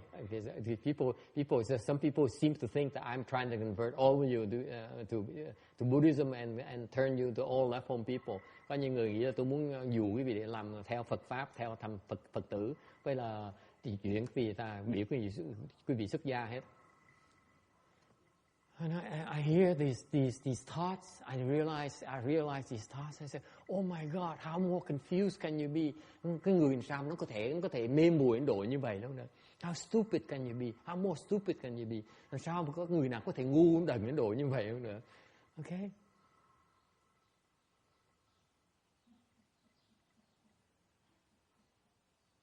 What makes you think that you deserve to be a left home person? Làm sao quý vị nghĩ là tôi nghĩ quý vị xứng đáng làm người xuất gia? I think you are worthy to become a left home person? No, I don't. You have to prove to me you're worthy to be a left home person, not the other way around. You have to convince me you deserve to be a left home person, not me convincing you to become a left home person. That's full of baloney. Wake up, grow up, man. Những người nói là thầy chưa đi dụ người ta để mà dụ ta làm theo Phật giáo, hoặc dụ ta đi xuất gia. Tôi nói sao mà suy nghĩ gì mà gây mùi đồ như vậy. Quý vị muốn xuất gia là quý vị phải thuyết phục cho tôi là quý vị xứng đáng xuất gia, chứ đừng có nghĩ là chúng tôi đi dụ quý vị xuất gia. Đâu có cái chuyện mà điên đảo như vậy đâu. It's as if people becoming a left home person is you doing me a favor. Randy, have you heard of that? People coming to your house is like they doing you a favor. Ask your wife, she tell you how she feels about guests to your house. Quý vị nghĩ chứ coi, Cứ nói những cái không khác gì cái vị nói là mình mời nhà mà về nhà mời khách tới nhà mình là người ta làm ơn cho mình. Về hỏi thưa bà xã có mỗi lần đem khách bà có vui đó bà buồn. Bà quậu thí mồ.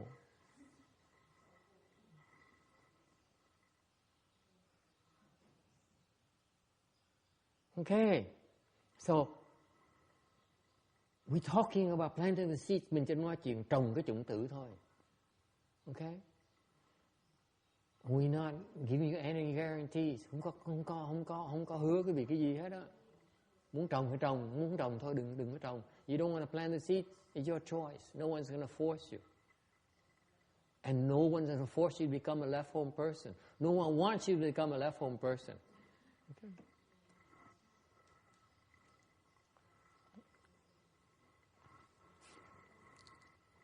Nói sao mà mình ngồi sao mà nó rung đùi.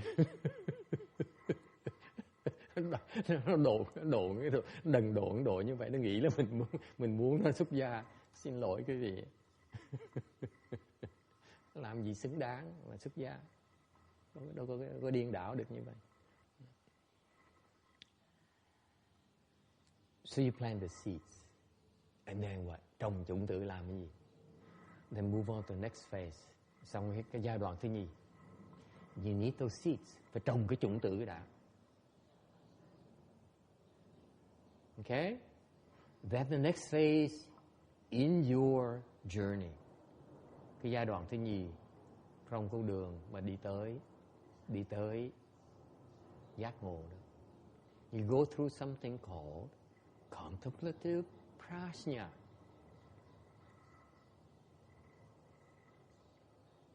Thấy được cái gọi là quán chiếu bát nhã. What is that? Quán chiếu bát nhã là sao?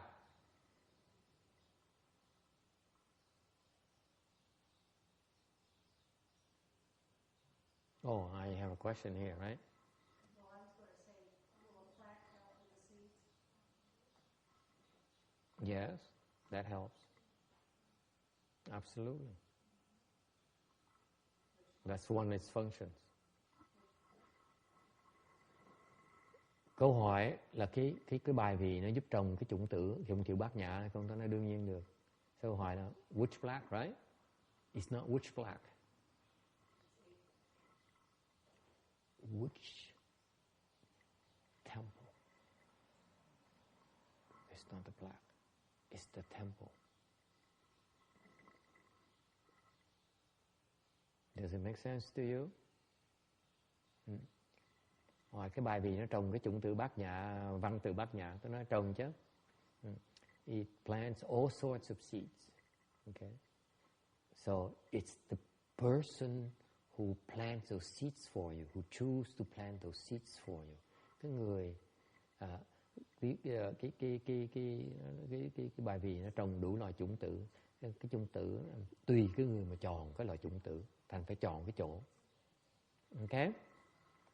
So, does that answer your question? Of course, the literary prajna, there are all kinds of. That's a good question, by the way. Đương nhiên cái văn tự bát nhã nó có nhiều loại lắm, đúng không? You can simply pick up a book, okay? Let's say a Vajra Sutra book out there. Hàng quý vị có thể lấy một cuốn sách mà something called Diamond Sutra. Có cái cuốn sách tiếng Anh gọi là Kinh Kim Cương. Okay? You read it, you plant the seeds. Quý vị đọc cái đó. Thì quý vị trồng cái chủng tử của bát nhã, văn tự bát nhã. Okay? But it's not very good quality seeds. Nhưng đều tại vì cái kinh này nó dịch còn trật nhiều quá, thành cái chủng tử mặc dù nó có, thì cái loại chủng tử nó không phải là chủng tử tốt. Okay? Even though this Diamond Sutra expounds on the basis of that is this prajna, paramita, dharma, but its translation has a lot of problems. So therefore, the seeds you get from reading this Diamond Sutra, you can get it on those online stores, okay? Not very high quality, is it? So you have to be careful. You have to be careful. When you farm, you need to choose your seeds properly. Vì lúc mà trồng trọt đó, phải chọn cái chủng tử cho tốt mà trồng, chứ đâu có chọn tầm bậy tầm bạ nữa. Okay? Does it answer your question? Okay, so number 2. How do you get to this prajna, this transcendental prajna? Làm sao mà tới cái trí huệ bát nhã bây giờ? You need to go through something called contemplative prajna. Cái giai đoạn thứ nhì, that's symbolized by the sharpness of the Vajra. Cái giai đoạn thứ nhì của cái quá trình mà tu tới cái giác ngộ là cái việc qua cái giai đoạn gọi là cái quán chiếu bát nhã. What is that?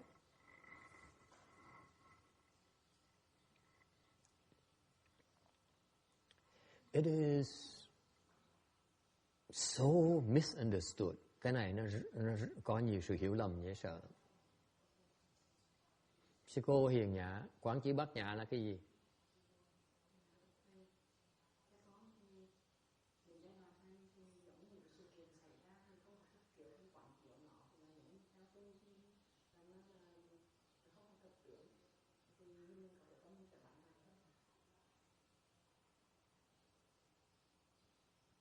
So I asked Venu Hiền Nhã here, so I asked her, what is the meaning of contemplative wisdom to you, practical wisdom to you? She says, like, the standard answer in most books, it says that when you observe something, you contemplate it until you see that its nature is empty. Okay?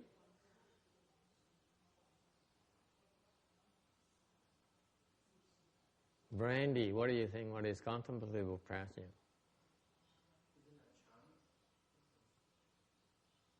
So you mean to tell me, unless you do chan, you can get contemplative prajna? What about the people who do Pure Land or who do secret school? Those Tibetans, they cannot get contemplative prajna?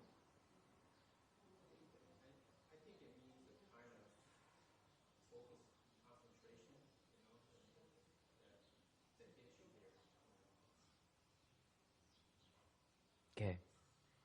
You see, this is why it is so unclear.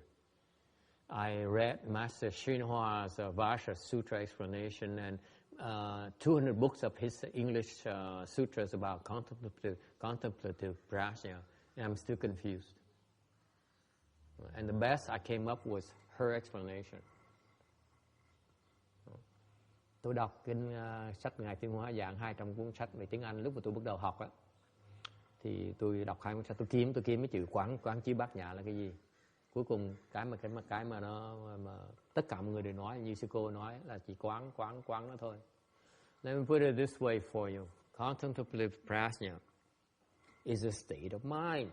Cái này là một cái trí huệ. Remember, this is wisdom. Cái này là cái trí huệ. You're able to see that everything, you see the emptiness of things. Quý vị thấy được cái không. That's what contemplative prajna is. Through contemplation, nhờ cái quán mà thấy được cái không. Yes. I have a problem with that explanation. Yeah. I agree with it as far as it goes, but I think it means something more. I think that it means that when you examine something, you can see all of its qualities in existence. And you can see all of its qualities, all of its potentials, just everything about it, the full understanding of it. And then I guess you can see its empty as well. I think it's a good way. Text, can I make a suggestion to you? Okay. When you learn Mahayana, you have to approach it with a proper frame of mind.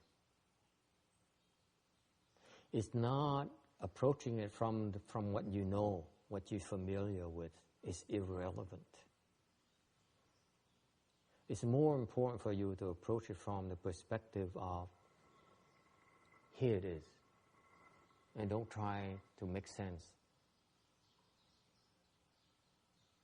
You try to make sense, you will go wrong. You will go into misunderstanding and confusion. Okay? When I tell you that, it's for a purpose. It's not meant for you to be able to understand right away. But I want you, this is, even before you get to contemplative prajna, I needed to give you literary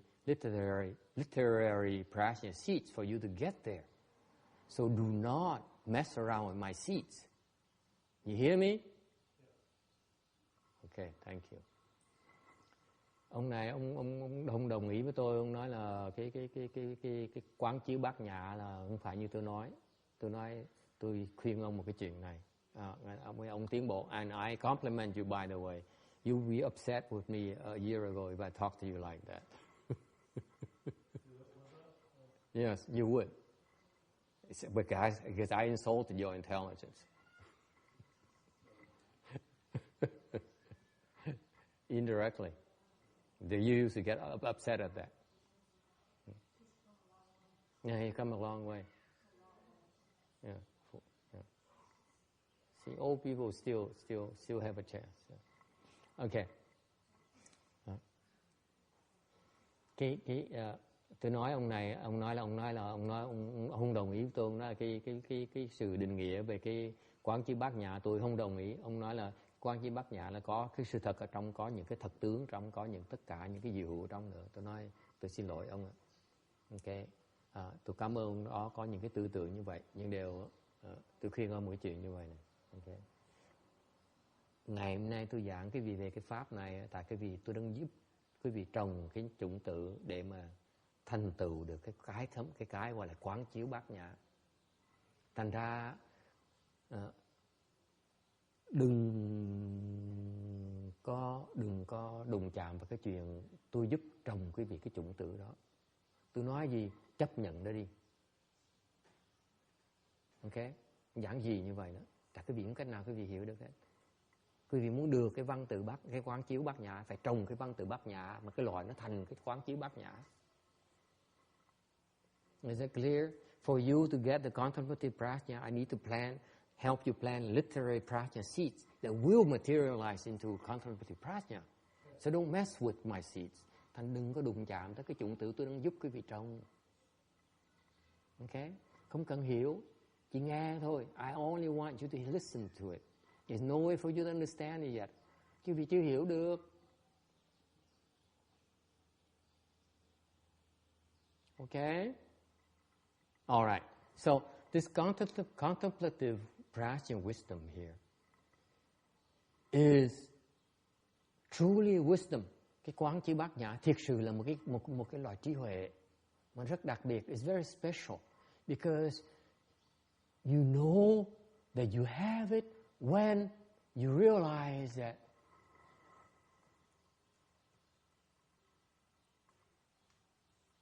you see through to the emptiness behind the marks. Quý vị biết quý vị có được cái quán chiếu bát nhã khi nhìn một cái gì đó, nhìn cái tướng đó, quý vị có thể thấy được cái thực thể phía sau nó là cái không. Có đâu phải là có quán chiếu bát nhã. Is that clear? Whatever you see that, it really actually is not Charlie. Actually, basically, Charlie is empty. It's not an intellectual process. You say, he's empty. Tôi đang nói về cái này không phải là cái chuyện một cái lý luận của quý vị. Tôi không muốn quý vị ngồi đó là cái này ông thầy ông giảng hay dễ sợ. Tôi biết là tôi hiểu về cái quán chiếu bát nhã rồi. Có nghĩa là sao? Đúng rồi, cái con chó là thiệt đó nó là không. Tại sao? Nó không có gì hết đó. Nó là không. Không phải. Đó quý vị vẫn dùng cái lý luận như thường. You still using your reasoning now. You say, okay, because according to the law of cause and effect, because so and so, therefore, Charlie is a temporary manifestation. He's actually empty. You still using your reasoning, your deductive reasoning. Quý vị đang dùng cái lý luận để mà dẫn tới cái không. I'm talking about state that says, he's empty. Just like that. That girl is empty. I don't need to get upset at her because she's empty. That's contemplative wisdom.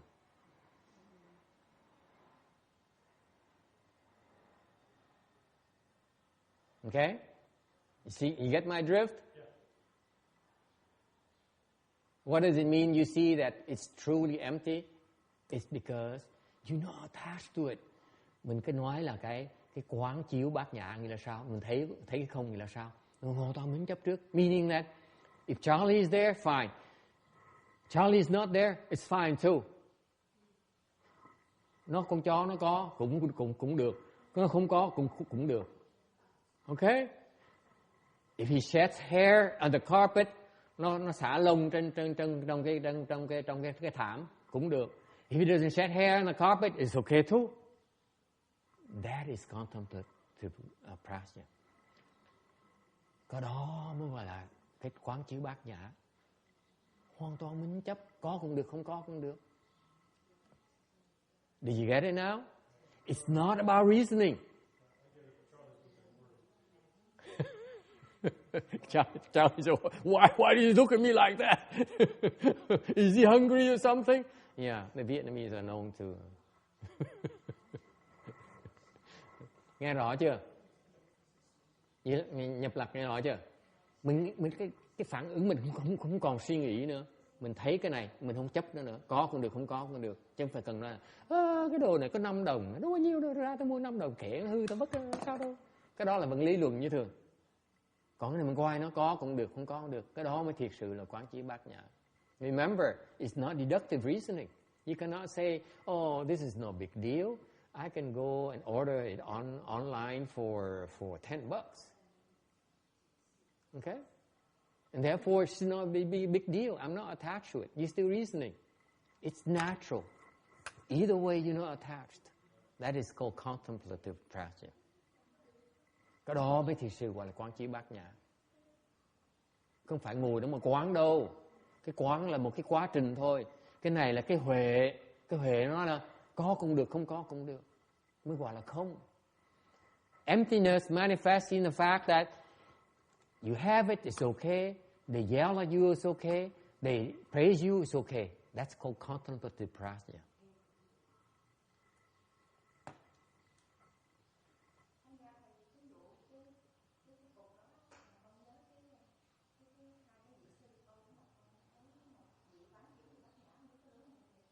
Là sao?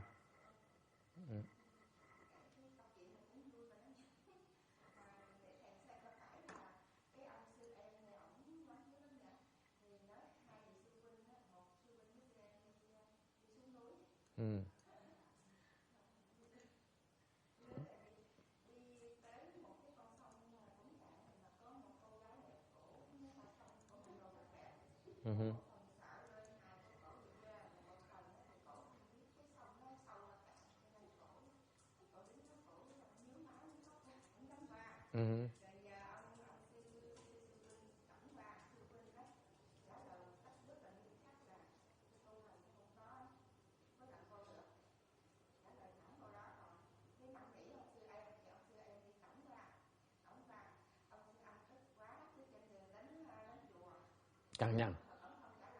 Cằn nhằn. Cằn nhằn hoài. Trời đất ơi, sao người xuất gia mà ôm gái được?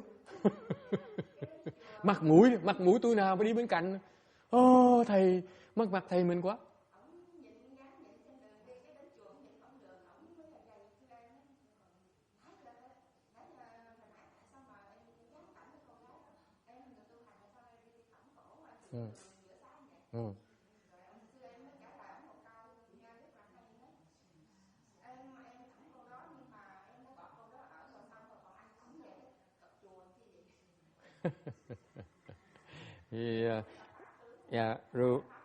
Đó là bát nhã đó. Đó là quán chiếu bát nhã đó. So ruler has a story. He says about, you heard about that story about the two monks who went to by the river, and there's a young lady who asked for help to cross the river. She wouldn't dare cross the river by herself. So one of the monks carried her across the river. And then the other monk, and then they went on the separate ways. And the two monks, the other monk complained to the monk who carried the girl. He said, "How could you? How could you?" And he keeps on pestering the other monk, the monk who carried helped the girl, all the way to the temple. And so when they got to the temple, the monk who carried the girl says, "Okay.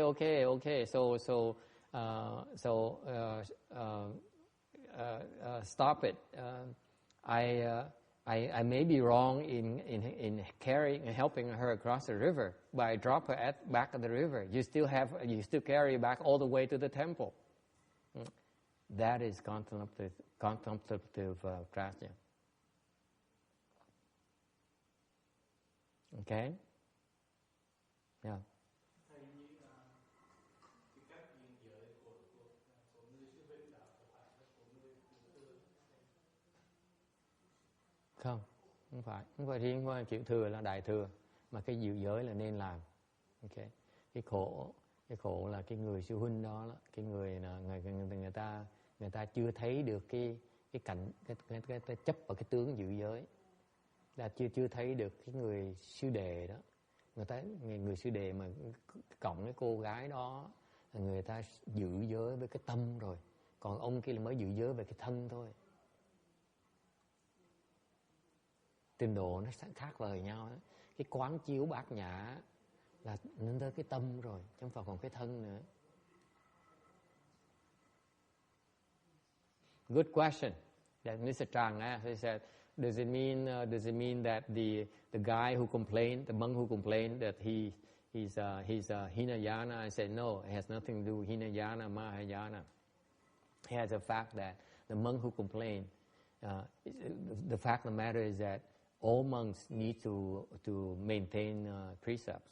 Okay, but however, the monk who complained about his Dharma brother helping the girl is that he's doing the right thing. He's maintaining his precepts at the body level.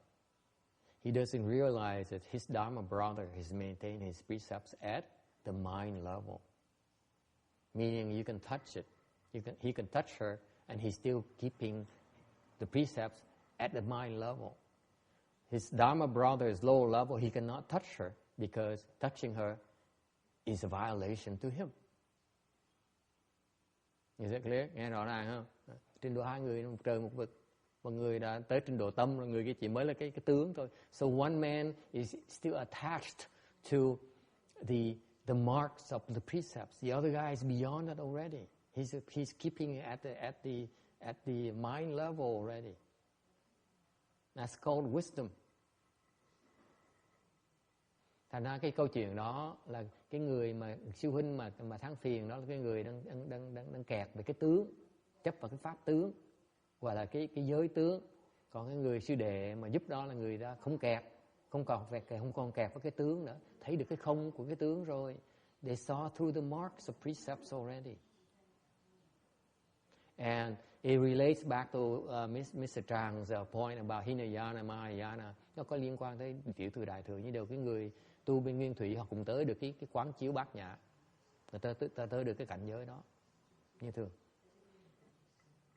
Okay, the Hinayana can reach the contemplative prajna wisdom level. They can. Okay, any questions? Ai thắc mắc gì không? Yes.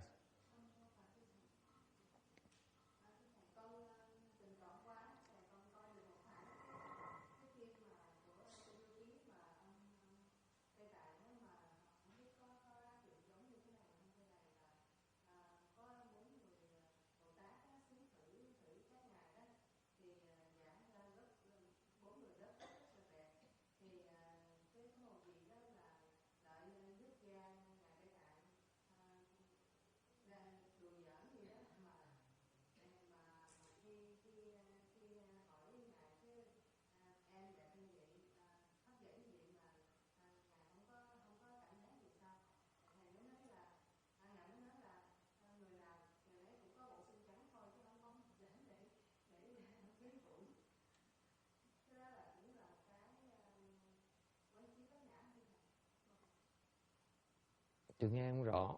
Người nào cũng có cái câu trả lời của Ngài Tây Tạng nói là sao? Nói là cái người nào cũng có cái bộ xương trắng đó thôi. Bộ xương trắng. Dạ. Ừ. Skeleton của cái người đó thôi như này. Ừ. Có cái gì để mà biến của con người. Ừ. Có thể là có, để chưa chắc là có. Ừ. Tại vì cái xương trắng là cái trạng thái còn thấp, còn thấy xương trắng là còn thấp. Chừng nào thấy không mới là tới quán chiếu bát nhã. Còn thấy cái xương trắng là chưa hiểu, chưa thấy được cái không. Cái bát nhã, quán chiếu bát nhã phải có cái không mới thấy được cái không. Tôi không tin. Tại cái chuyện tiểu thuyết thành mình khó mà nói, mình khó nói đem cái sự thật ra mà phán chế cái sự thiết. Cái câu chuyện tiểu thuyết người ta, nhưng đều nếu nói cái xương là vẫn chưa không, như thành trình độ vẫn chưa tới.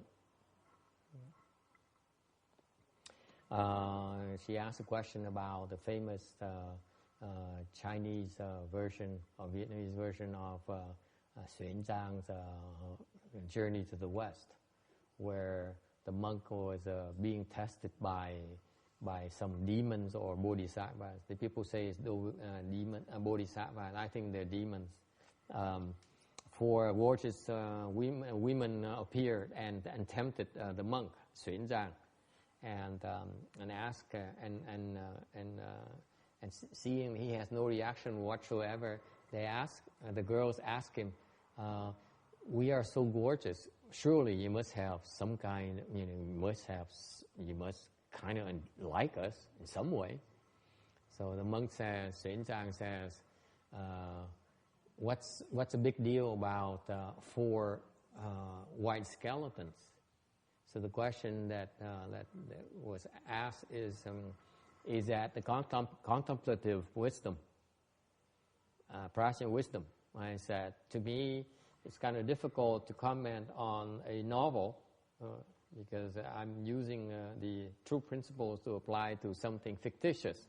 But given a situation, then to me it's not contemplative prajna wisdom yet, because the man still see the four of them as having a white skeleton. He doesn't see emptiness yet. He still see a skeleton. It's a lower level. Cái trình độ mà thấy được người ta là cái bộ xương là có tiến bộ, có trí huệ rồi. Okay.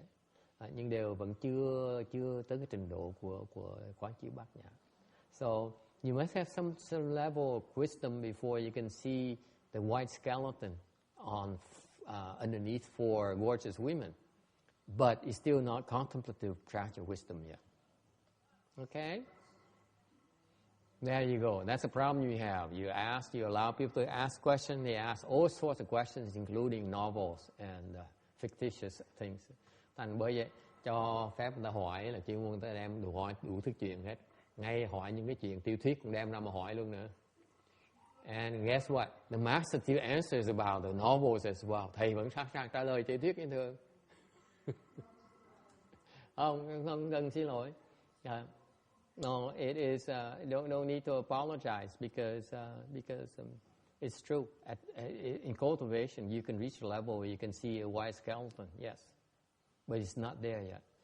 Trong quá trình tu, quý vị lúc nào đó quý vị sẽ cái bộ xương trắng nó tượng trưng cho cái sự không hấp dẫn của cái tướng, cái sắc tướng ở ngoài. Thành tới trình độ nó là trình độ khá rồi đó, nhưng được còn thấp lắm, chưa nhầm nhé. The state of you're able to see your wife as basically a white skeleton, or your husband, just to be fair to both sexes. It's pretty remarkable. It's pretty remarkable already. Okay. But you're still very far away from the contemplative practice wisdom. Còn xa lắm, còn rất là xa. There's hope for you. Có một cái triển vọng nơi đó, không phải là tệ đâu. Nhưng you have to keep at it. Yeah, you have to keep at it. Yeah. Maybe live the home life.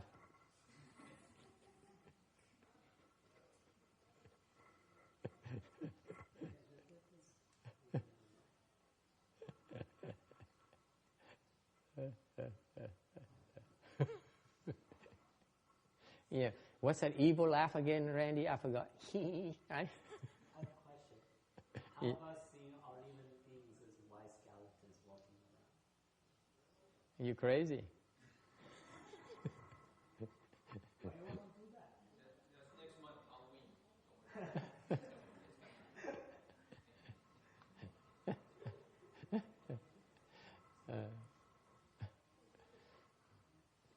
People, why do you see people walking around a skeleton? What kind of craziness is this?